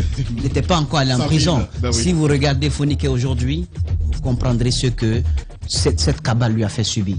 Le Jules Charles Wright, pour finir, juste dans cette parenthèse, en forêt, il a été tabassé là-bas. Oui, avant qu'il ne vienne à Conakry. C'est pas quelqu'un qui a commencé aujourd'hui, puisque en menant cette investigation, nous sommes intéressés à lui. Il a été tabassé là-bas parce qu'il a rendu une décision de justice en disant le droit, et c'est en défaveur du préfet à l'époque. On l'a fait tabasser par un groupe de personnes. Merci beaucoup. Il a fallu sauver sa vie pour qu'il quitte là-bas. Et vous savez, quand il a rendu cette décision, et dans le dossier Nielou, il a fallu qu'on l'envoie du côté de Burka, où là-bas la loi, elle était très simple. C'est-à-dire une décision en ta faveur, 4 parcelles collées. Bien. Il allait également mettre fin à ça. Donc un tel monsieur, de par son intégrité, de par ce qu'il a fait, parce que dans l'audio, il aurait pu négocier avec Sidi Souleymane Ndiaye. Il aurait pu le faire. Mais il a rendu une décision contre cela. Ce monsieur mérite d'être à la tête du ministère de la Justice. Bien. Merci beaucoup, mon cher Moïse. Allez-y, oui, mon cher Ahmed. Je pense que la Guinée, il y a du potentiel. Il y a des personnes quand même qui refusent de tremper dans tout, que ce soit à la justice, à la police, à la gendarmerie, dans l'armée. Et ces personnes-là méritent d'être félicitées. Et c'est le cas du juge Charles Wright. Les gens peuvent dire ce qu'ils ont envie de dire, mais quand c'est bon, nous, on dira que c'est bon. Et puis, moi, j'ai pas envie de changer de mine dans ce studio en écoutant cette interview. Et voilà, il y a d'autres qui parlent en ralenti, tout ça là pour montrer que il y a longtemps on a dit.